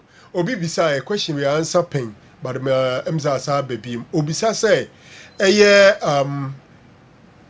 penalty arc no some for so day. Yes, this is the picture. Picture we be more a clear importance of the penalty arc na say the D send a referees in the friend no. Mo television no. Obeun say pan 18-yard box no. Mami use yard e o men komo me be man easy the amamo. 18-yard box no box na chi ye twa akebi dia baby so eno na ye di no na de tie no say football mra no say in all dead ball situations the defending team no should be 10 yards away from the ball ni me enu nyina ya de kroba ba ko na efe nti pages give me the previous one no na me no nkwanda so na me mfani nkomo no in all dead ball situation no as I say the defending team no ye 10 yards away from ball na ye bebo no now for penalty there apart from the obebo no all other players should be at least 10 yards away now here picture now also na a free goalkeeper no eba the goal area and we 6 yards and we 6 yards okay and a free sa goal area no and so baby a ball no eda ye bebo penalty no and no see another 6 yards. And to him a penalty kick no, you're taking it 12 yards away from the goal line. A free on see a friend 18 yards. Inti a chemu pu him ya chemu miensa. Na brofun se no musu dom park no man ye fe. Baby o mado biya ni 6 yards. Inti from goalkeeper to the first deep one ni 6 yards. Then another 6 yards na ma 12 yards. A hona ball ni da. Then another 6 yards to the 18 yard. 6 making 18. What it means is say akini ni honum na ye bebo penalty no bi gina 18-yard box on line so a obetumi aye about 6 yards away from the ball but the man says so ye 10 yards inti penalty act no is to ensure say ye bebo penalty na apart from the penalty taker the bebo penalty no all other players so omo outside omo ye 10 yards away into here players na gina in the picture now Obien wa ojina arc no inside. The moment abewura arc inside, as a chance we are less than 10 yards away, you may be encroaching. Into D no adwuma nyina ne say ye bebo penalty na a boy referees no mo hu say apart from the obo penalty no mo maka ni nyina no at least 10 yards away from the penalty kick na say baby ye bebo penalty na free no. All right. General me free honoma before so me free one I'm say referee kala oni habata okay so ka say your referee say na say sa rule o mfa nya adwuma bibi jankrofo bo say jaomu yes omo encroach all the time encroachment bibre me kai kotoko no Olympics or last season Dr. Chei Sports Complex 2 team players ni nyina obe nipa be 6 no more room ni abo ibesi bia na esi ni ekoye ni the fans so your assistant referees na adwuma because it's got to do with the lines as well. General we no free obi bisa say Sheriff ni situation to saying nze no peso hu se bia Kotoko Sheriff Mohammed okay on say last season na Kotoko 2 Sheriff Mohammed the center back and the midfielder no na center back ni de Kotoko ni na wie eja no kwan but it's left with the midfielder. Okay. Or no, and last season, a bro will call break. Na ye call African Cup of Nations. Okonya motor accident. Emma upray. Now the sad thing, and they say, a bro upray, when the Kotoko medical team wanted to treat him, the manager and they decided say umbekonoma could treat him, and omoko. Unfortunately, say now there is an open wound like a crow. Okay. Into omochire, later the treatment complications into Sheriff and ya there say Kotoko register no impo for this season unless say be nyame na dom no nya miracle be na second window no or ye fit there then they may register him in the second window but as it stands now Sheriff is not even part of the Kotoko team. He's seeking medical attention. Okay. It's not even under the supervision of Asante Kotoko medical team. Say, because you say initially, I'm man free north by. Yeah. Maybe a couple, say ball. Motor accident. Yeah. I'm gonna be prepare no somebody no. I'm going to say. Yeah. Okay. What could you want to account you know? I said, Omoya no munya. Dana, I'm going to say you know. And or see the managers or so more yes and didn't call and chire ya okay e ko hunu ye in the nine hunu ya ankasa Tomanya surgery no. Later, almost acquire another one, but there's a complication. And then Kotoko medical team. No. Wow. So Obi Pesherif, Kotoko midfielder now, he's under treatment still, and he hasn't recovered. Any medical team Kotoko. That's what I gathered. Come on, still an Olympic. Yeah, Kotogusu. I am sad for the young. The contract no so kwa na echo. You're being a day. I am sad for him. Bad. But this boy, very good player. Yeah, utility. Obebu 2, Obebu 6, Obebu baby. Very hard working. Me feel say Kotoko major problem last season because of him. The absence. Yeah. Almost started season Fufrona no mumfane mono.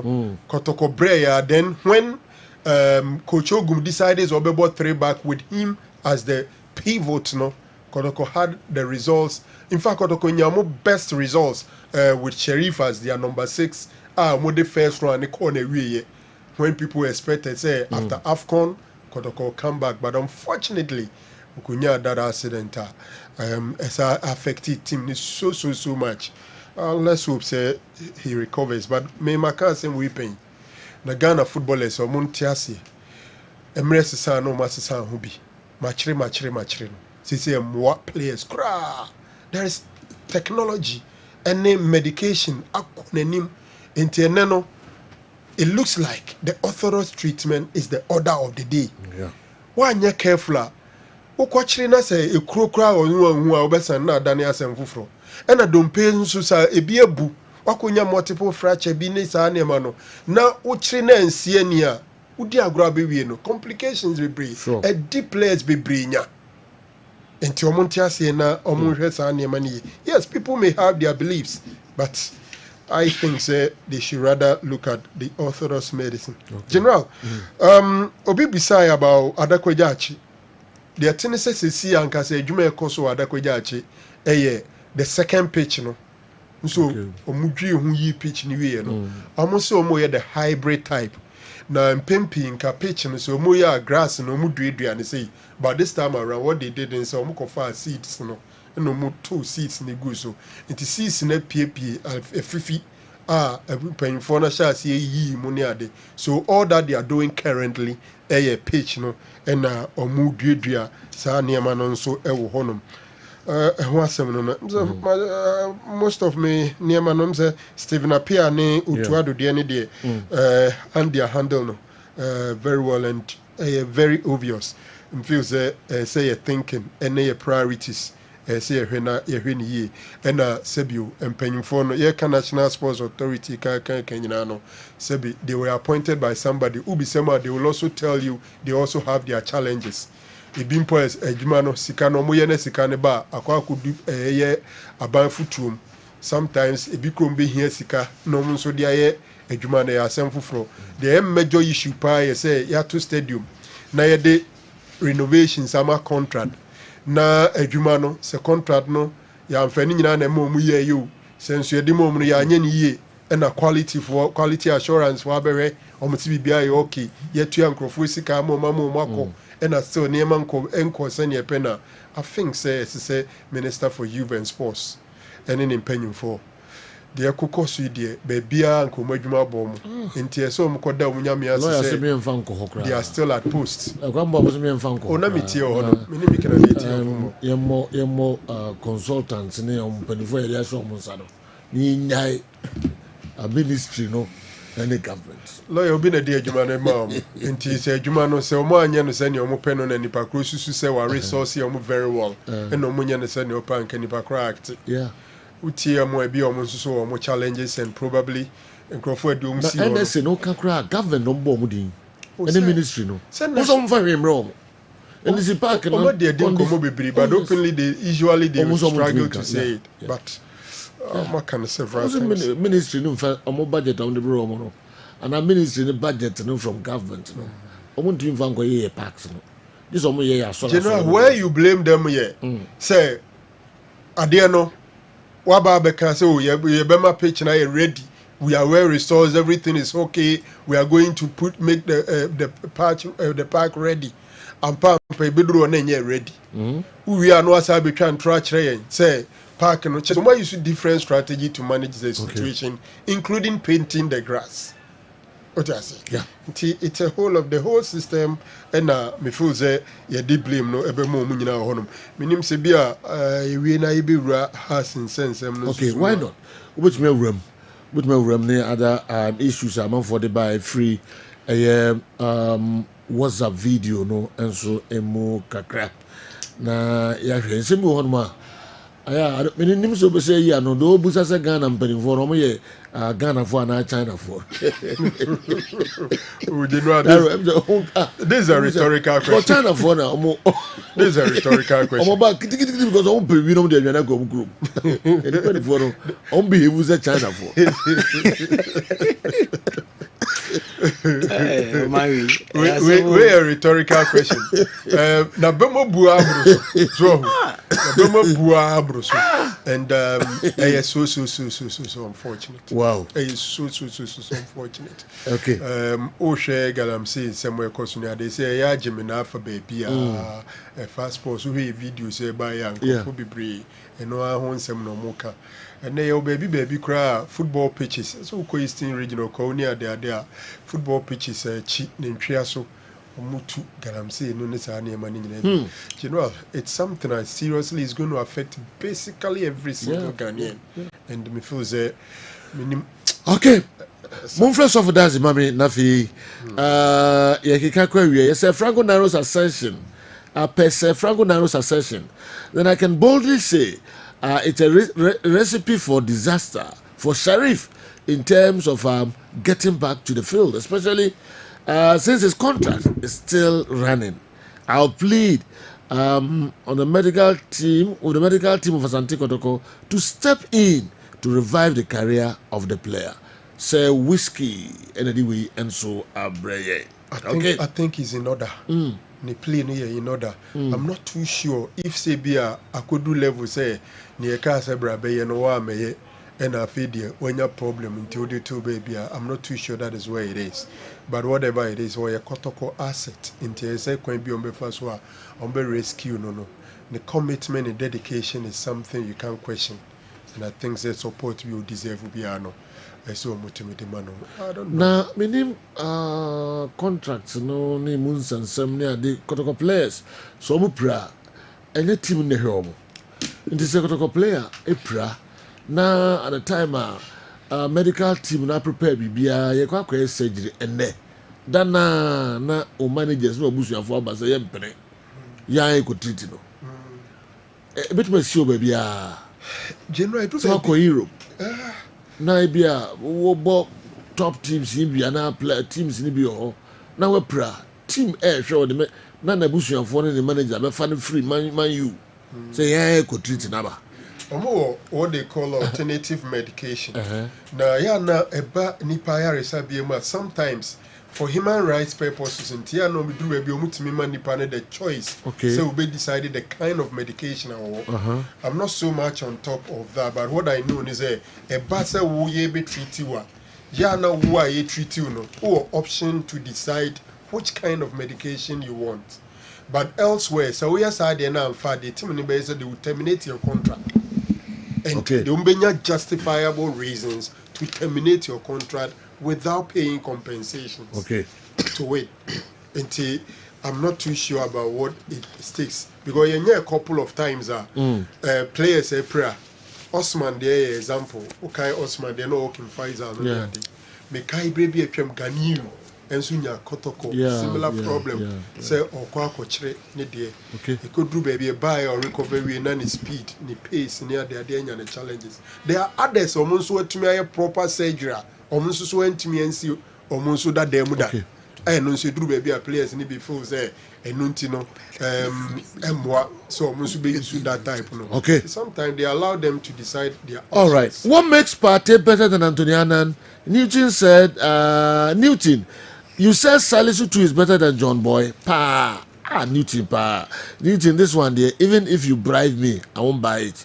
All right. And now if you go Kanda and move beyond try that. So the Salisu be John Boy. Newton is better. John Boy baby. John Boy is one of the underrated Ghanaian centre backs. Okay, the Ayew thing. So you haven't said anything about it. Don't you guys believe the name is Ayew? Ayew. That is one of the names in the northern region. I know. Ayew dear, Minti Bida. Ninuya Northna, and I can't say we try say yeah, also Oti Ayaw, Ewo North, but until Ayo. And here be a more corrupting name, no. About I don't know, try say can may find out, but we haven't gotten a solution. I don't know yet. The last time Manny chose to treat himself in Senegal, was it Manny? It chose to treat himself in Senegal. It's allowed, but don't call us a near here. You better terminate your contract. All right. And then Dakusi birthday. Hey. Almighty Dakusi. Wow. Yes. And then your birthday. Oh, Dakusi. My own Dakusi. Me was my Kamfaro. Nako Polisi Wati. Asikaura. And I don't pay Odi the birthday Kakrebi. And I know some motion of Kessben television. So no. And I'm on for the cake who say I see no the one when you're there and I'm no out Dakusi. Nako Polisi Wati. Wati. Me was my Kamfaro Hokra. Uye nipa say. Yamin Shroud. The show we are singing on fire. And my mother didn't get the amount that name of Mama and dance at the rehearsal. All right. Happy birthday, Dakusi. We all love you. We love you so much. Yamin Mao Yoko Drew. Happy birthday, Dakusi. Come, Mickey. I've been at the pressure, Bremy. Yonko. What was that? I've been at the pressure, Bremy. My pressure time, man. Mama pressure. Yonko. My pressure. And they pull in Waka. Totina 74 eye do wo se wonum Totina 74 a eboa we nipadua ne sa Totina to 74 fafra nsuo na nom ko nipadua ne mu obi a wo kidney problem wo heart problem wo lungs problem wo eye problem obi a wo abdominal pains syphilis gonorrhea o pressure no wo o sugar no wo prostate enlargement, chronic disease, chronic cough, and now say bad breath. Obi a wo HIV, COVID, fibroid, ulcer, asthma, fatigue, a Totina 74. Totina 74. And also kupebito na nom. For when you need drugstore, chemical shop, many biato, a doom acid house. Boba on Sabetima Totina 74 nibi. Your number a 0246 073498. We will be episode 2 kwa manone. Dubai, Qatar, and a sabre job opportunity aba. House of Fortune Limited, Emma job opportunity. Ewo Dubai and Qatar. Carpenter ni, mason ni, painter ni, plumber, tiler, electrician, electronic technician, firefighting technician, and NASA civil technician will be a technical officer in charge of HAVAC, technical officer civic opportunity no aba at the amount. The yen sabakagori House of Fortune Limited. Obia open a year work and pay and so juma opportunity or the amount passport birth certificate and our pa. The here so be free on number way so 0554 547 915 0554 547 915 free on number way so o passport o CV medical fee 500 Ghana cedis, registration fee 300 Ghana cedis, 4 passport pictures. And I'm sabetimi o de bebreye na for a job opportunity ni be na wonso wetimi akwa akwa. The name is Ayew Kande. Ayew Kande, not Ayew. The name is Ayew Kande, not Ayew. All right, then to Milo energy for the future. Open energy ebema obenya for the future. Eye Milo and also ko unom anopa no Milo anwumere na okoda no wano Milo energy nkwa na benya. And nunti na soja form kwa wamon fa chocolate in dia grono because energy ensuwom kope milo ni bi na no milo ebeboa we ye papa energy for the future ewo energy ewo eye milo eye drink ni mo Pepsodent Chaco and no pay make come for the amount Pepsodent Chaco real Chaco lemon mint and then zinc in the womb. you superstar chako ne bitwitwi say real chako ne be ma teeth aye fita lemon ne wom be ma onum ata ho mint ne be ma pampan foforo enso aba wonum na zinc no be protect teeth no gum no enso de amount Pepsodent chako de eno ase obekọ supermarket bia na wakwakoto bi se ope bia obetimi ayusi na abo Reform Healthcare and then Research Clinic. Reform Healthcare and Research Herbal Clinic. Dr. Jemaine Enedano. The number is 0244 626 166 0244 626 166 or the Reform Herbal Mixture Abidjaso. One Reform Herbal Mixture. Diabeya ama nipeduenie. Number 1. Ebeboa wiye papa ama nyemetima koso. Wobia owo hypertension. Wobia bebia bon nipeduane baby. Anasa sciatica. Anasa headache. Enawo. Uwo eye stroke. De here say obekwa kope Reform Herbal Mixture ni bi no wanom. Wonum a ebeboa ama nyema etiwa konkan edi ama Reform na make amfo edi ama nom Reform. Nambo wiye papa wo your bema so Reform Power Capsules na dia ka eye Reform Herbal Mixture ho ekọ nipedue no ma ekọ akoboa wo de ekọ ede ma ni wo your bema na efon wo your bia joson tentem wo your bia wo sisi yare obi o low sperm count obi o prostate enlargement o gonorrhea o syphilis the year so benom Reform Power Capsules. Now the Reform Herbal Mixture account. Baba Besia nom Reform Herbal Mixture. Now the Femicure 442 at the account. Eko ni peduenema. Eko boost to libido. Eko boau. Ema menses no etimi abaye. Eko boau. Ema stroke diabetes. O person na washono eswecha at the amount. Kopebito any drugstore chemical shop ubiano obenye biato. Uyo bia ope eye hostel ato. Ope hostel ato hostel and a part of your number number is 0534 600 818 0534 600 818 and that's a 0506 040 506 uncompleted hostel and what jachi pramso a nursing training school no building near 2 minutes walk Unante 2 minutes. Now we do nursing school no in Chahope. Suitable for hostel, residential flats, and also guest house. Oto dine wia obetimi dia hostel, residential flat, and also guest house obetimi dia. Opeso oto dine ya. Edani urana na obefre no. Number ni 0534 600 818. Offer number we so ye bejo so.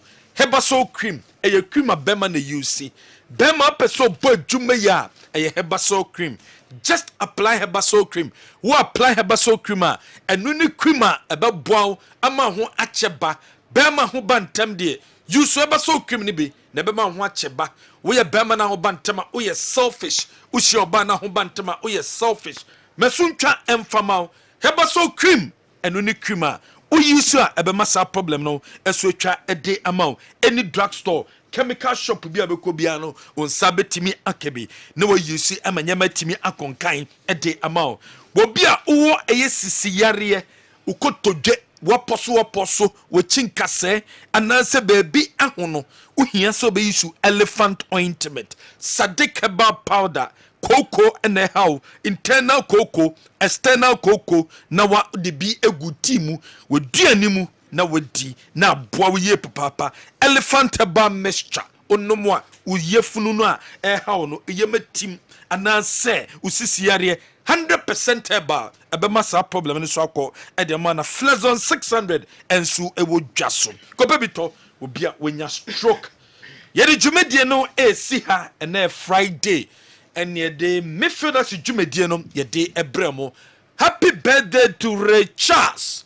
Ray Charles, baby abo bia no America memu. Happy birthday. Nyami enshraw no oma favor no. Na Jumedie bia wudi bia no kon kan fama. Se de sika de uwo bi ntinye sika ene be pre de ma.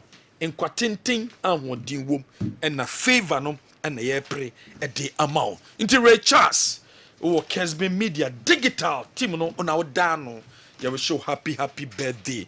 dumienu abo ye sori dwumedie ne so donko abo ye sori dwumedie so sabre manyako abronoma abetena se na odi breaking news dwumedie no e de abtoa so e de amayen ene Friday na e questions and answers abedafo muhu se Franco Naro Sanso na Nutelate Awal Mohammed Hudu ene Andy Kem se Joe ene tena edwam eme de dwumedie bremo ye de sia ye besan so no mahie bioma china ye the final which dwumedie no ene de beba nyankon abronoma esom e de breaking news ena atoa so.